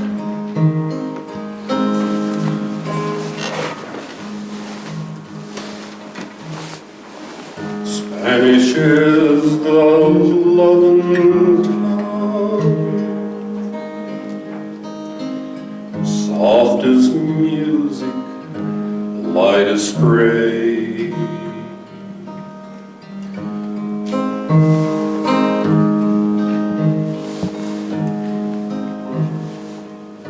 Was a girl I learned it from, living down Sonora way. I don't look much like a lover,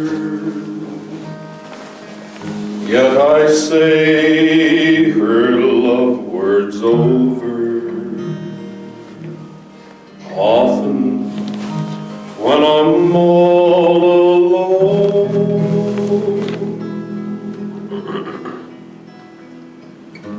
mi amor, mi corazón.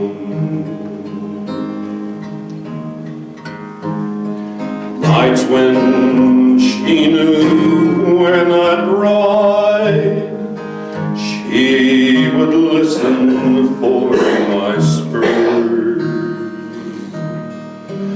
Throw that big door open wide, raise them laughing eyes of hers,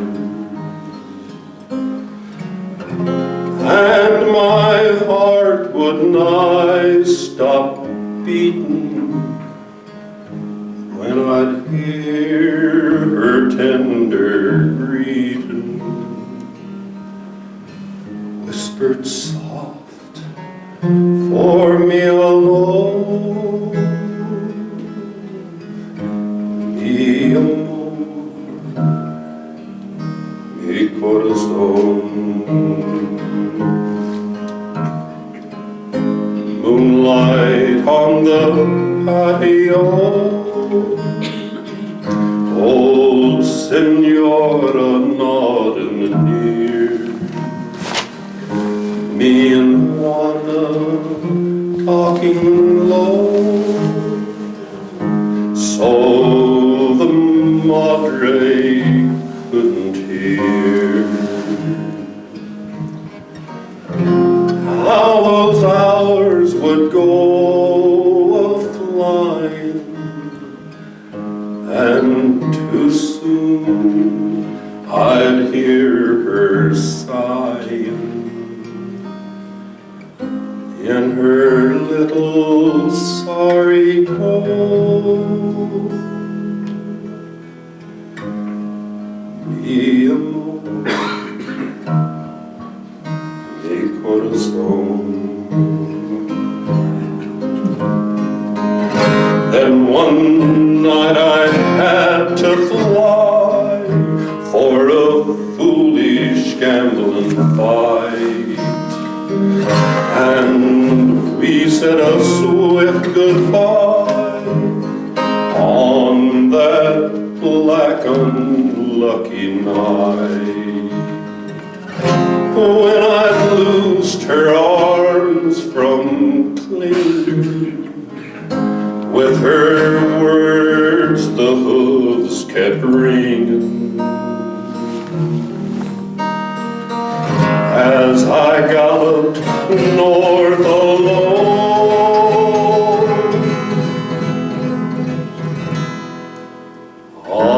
Adios, mi corazón.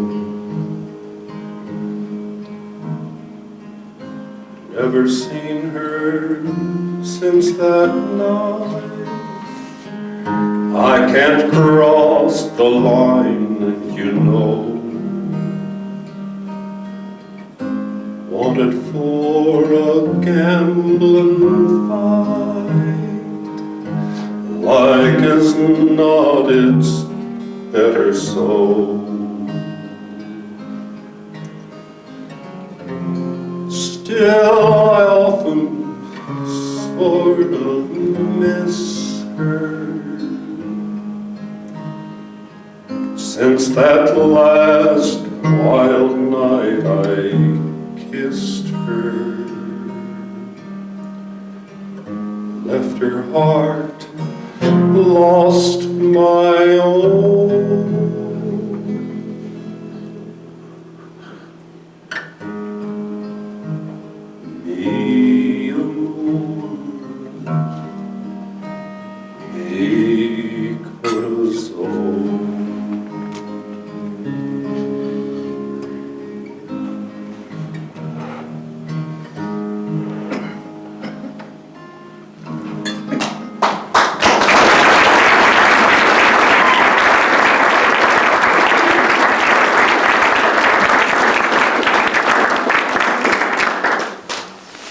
I had mentioned to John Cook earlier today, while we were shopping, that a couple songs that I was going to do tonight, and he said of this next song, he said, oh yeah, the Club 47, is that it, in Boston, that he said, we used to sing that with Joan Baez.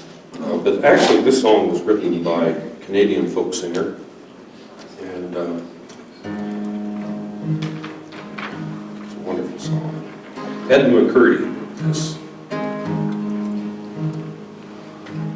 Last night I had the strangest dream I've never dreamed before. I dreamed the world had all agreed to put an end to war. I dreamed I saw a mighty room. The room was full of men, and the paper they were signing said they'd never fight again. And when the paper was all signed and 1,000,000 copies made, they all joined hands, bowed their heads, grateful prayers were prayed, and the people in the streets below were dancing round and round, while guns and swords and uniforms were scattered on the ground. Last night I had the strangest dream I'd never dreamed before. I dreamed the world had all agreed to put an end to war.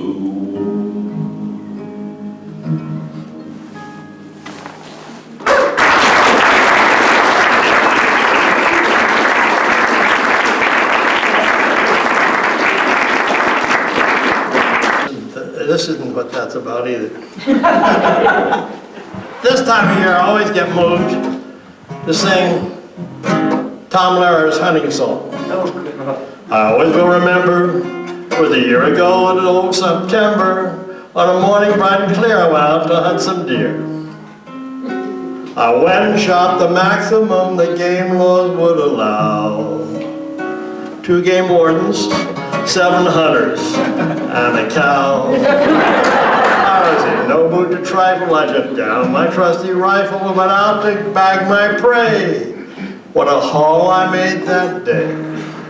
I tied them to my fenders and I got them home somehow. 2 game wardens, 7 hunters, and a cow.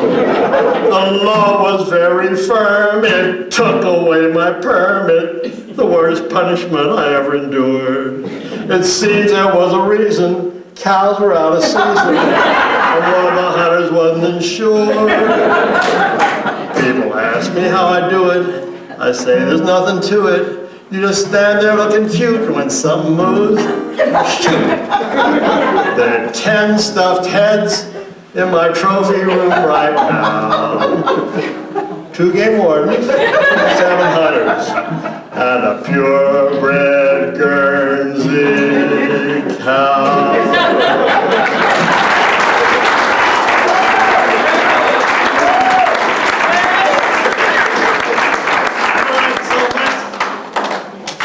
Things were never in danger. But last week I was wearing this belt that had a silver dollar in it, and some guy noticed that it said Silver Dollar Club. So he asked me if that was something to do with the cowboy bar and the Silver Dollar Bar. And I said, no, it's made up of a bunch of people who picked up a silver dollar from a horse at a gallop. And he said, you gotta be kidding. Now, you know, if they say you gotta be kidding, then they believe you. But if they say, you gotta be kidding, they don't believe you. So that irked me a little. So tonight I have here my computer, and during the break, anybody who wants to see a bunch of kids galloping along and picking up oranges, now if you pick up an orange, you can do a silver dollar. Picking up oranges from the ground, just gather around that table and I'll show you. So I got my reminders, I got my belt. You're going to sing a third song? What? Third song. No. I talked instead of the third song. No, we got that.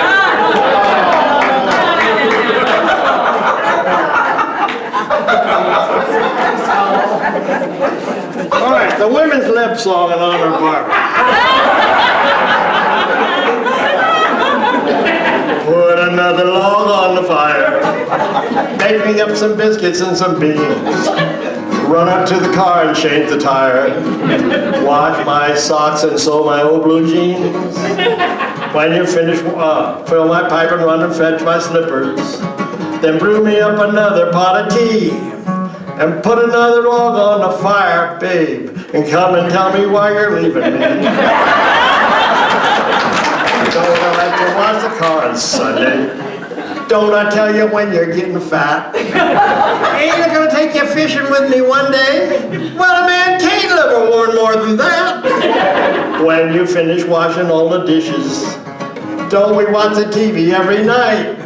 So sit here by my feet, cause I like you when you're sweet, and you know it's not ladylike to fight. So that's what you get. Put another log on the fire, bake me up some biscuits and some beans, run up to the car, lift it up and change the tire, wash my socks and sew my old blue jeans, fill my pipe and run and fetch my slippers, then brew me up another pot of tea, and put another log on the fire, babe, and come and tell me why. I really don't know why. I just don't know why you're leaving me.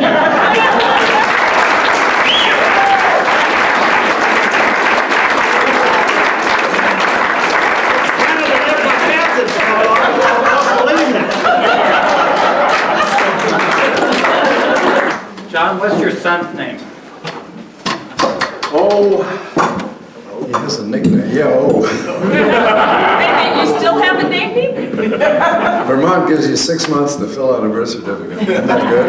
See, it's like Zen. It's like let the baby tell you his name. But all the women in his life thought he was beautiful, and they call him Beau, B-E-A-U. Which is a weird lead-in for my question of the night. I wasn't planning on that question. My question of the night is, what recent theatrical release most precisely describes this administration's foreign policy? Predator versus Alien.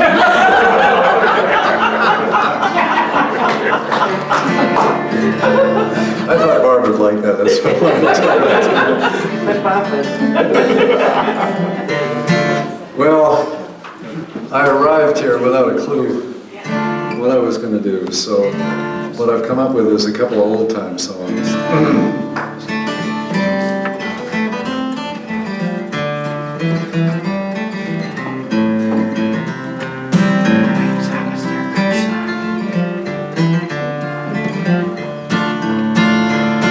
Went out last night just to make a little round. I met little Sadie and I blowed her down. I ran right home and I went to bed. 44 smokeless beneath my head.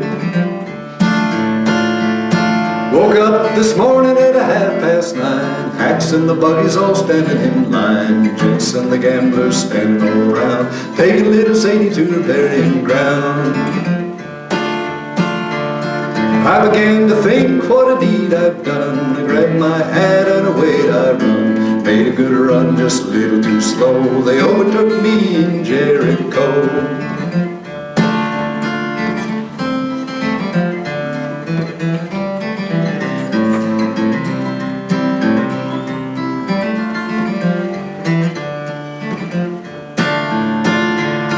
I was standing on the corner just reading the bill. Up stepped the sheriff from Thomasville. Said, young man, is your name Brown? Remember the night you blowed Sadie down? Oh, yes, sir, my name is Lee. I murdered little Sadie in the first degree. First degree and the second degree. You got any papers, will you read them to me?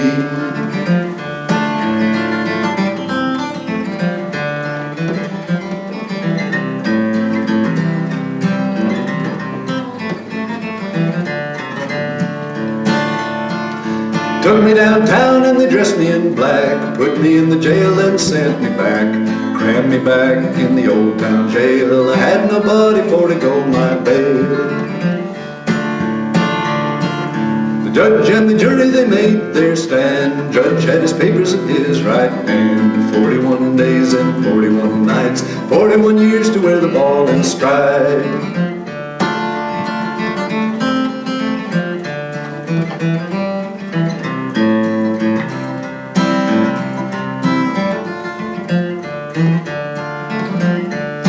Went out last night just to make a little round. I met little Sadie and I blowed her down. I ran right home and I went to bed. 44 smokeless beneath my head.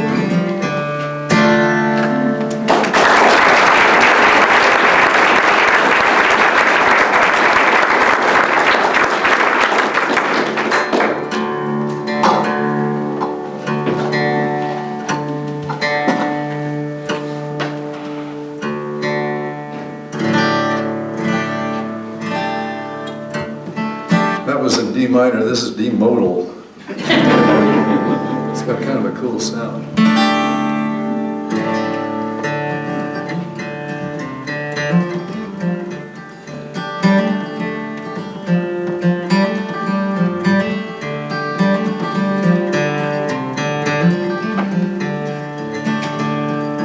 Polly, pretty Polly, over yonder she stands.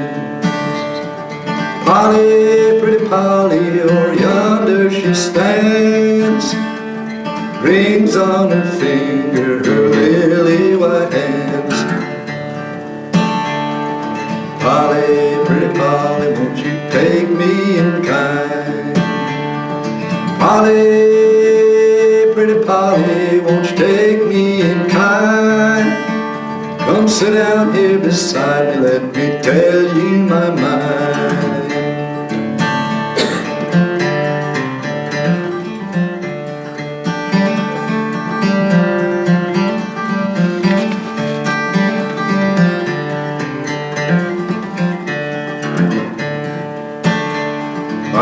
mind is to marry and never to part. My mind is to marry and never to part. First time I saw you, it wounded my heart. They rode over mountains and valleys so deep. They rode over mountains and valleys so deep. Pretty Polly she mistrusted and then began to weep.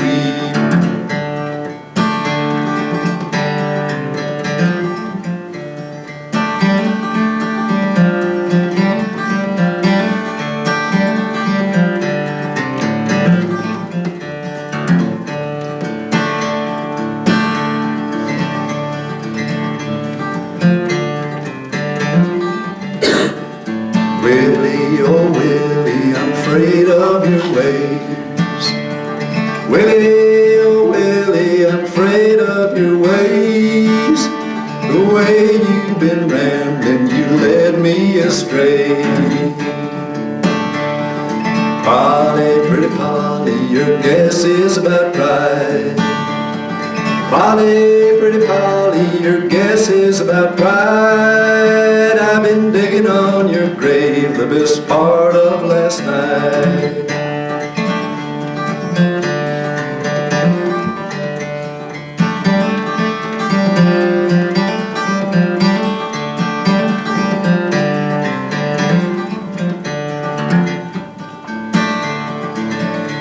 She knelt down before him, a-begging for her life.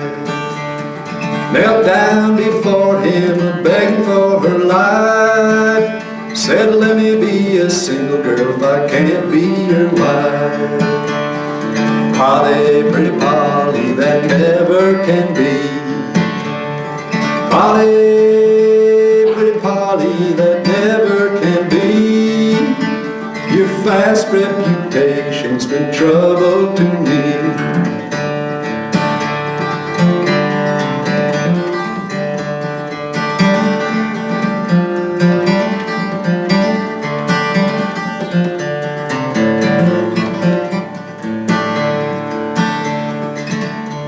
He opened her bosom as white as the snow. Opened her bosom as white as the snow. He struck to her heart and her heart's blood did flow. Threw in a little dirt and he started for home. Threw in a little dirt and he started for home. Leaving only the trees and the wild birds to mourn.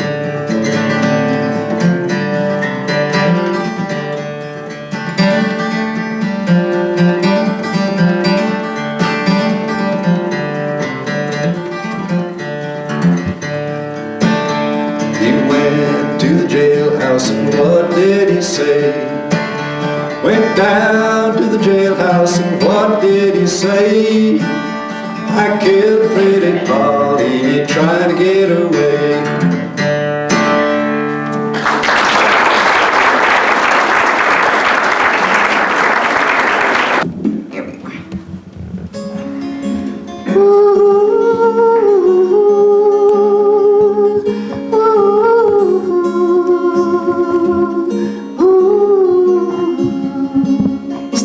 Driving in your car through the Snake River Canyon. Crimson and gold, the leaves are falling,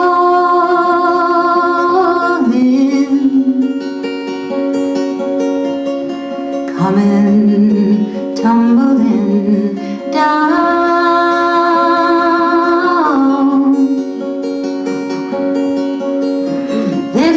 And drifting, then kissed by the wind, circle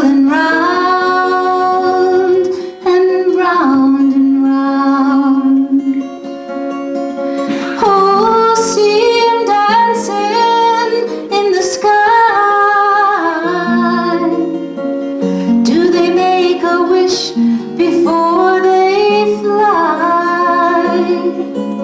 They've waited for this moment their whole life through.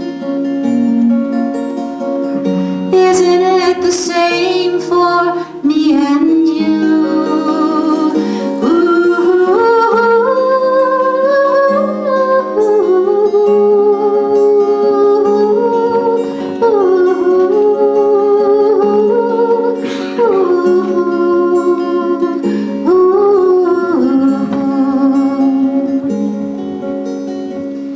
Days are getting short and cold and cloudy.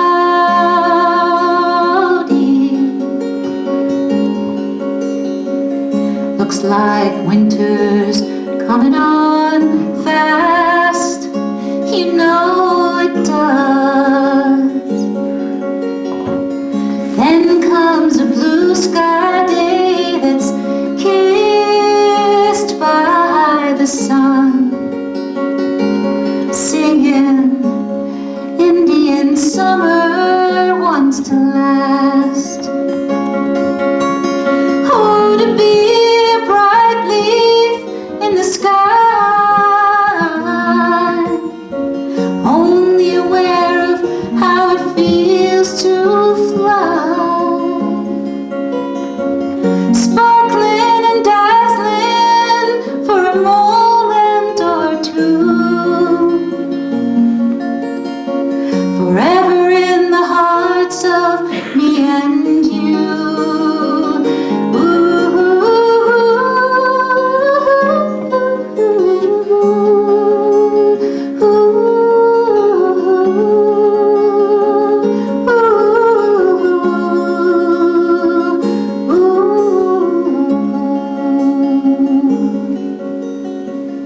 Crimson and gold, the leaves are falling,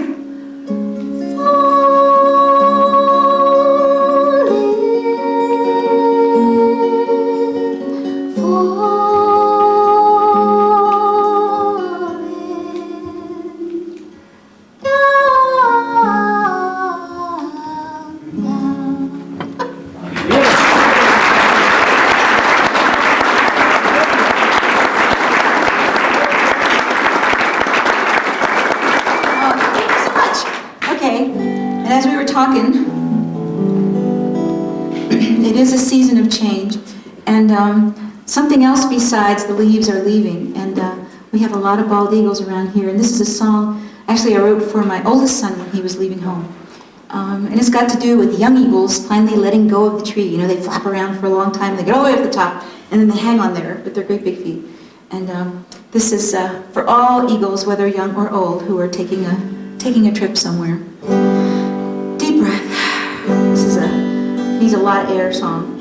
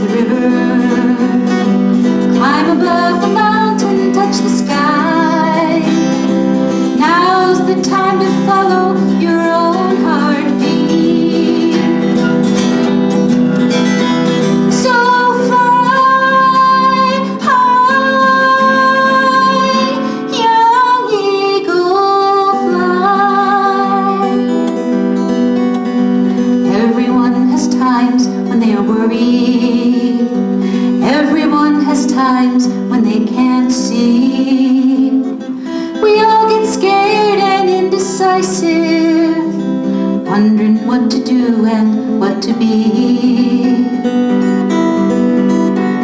You were born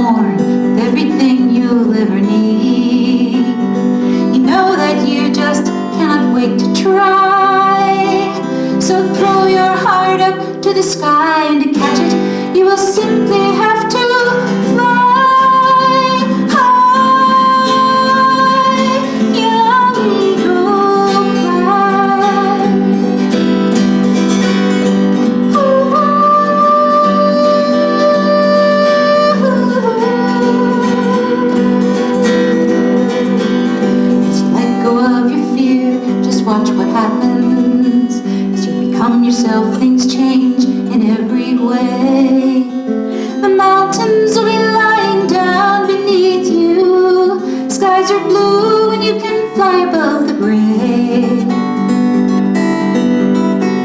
You were born with everything you'll ever need.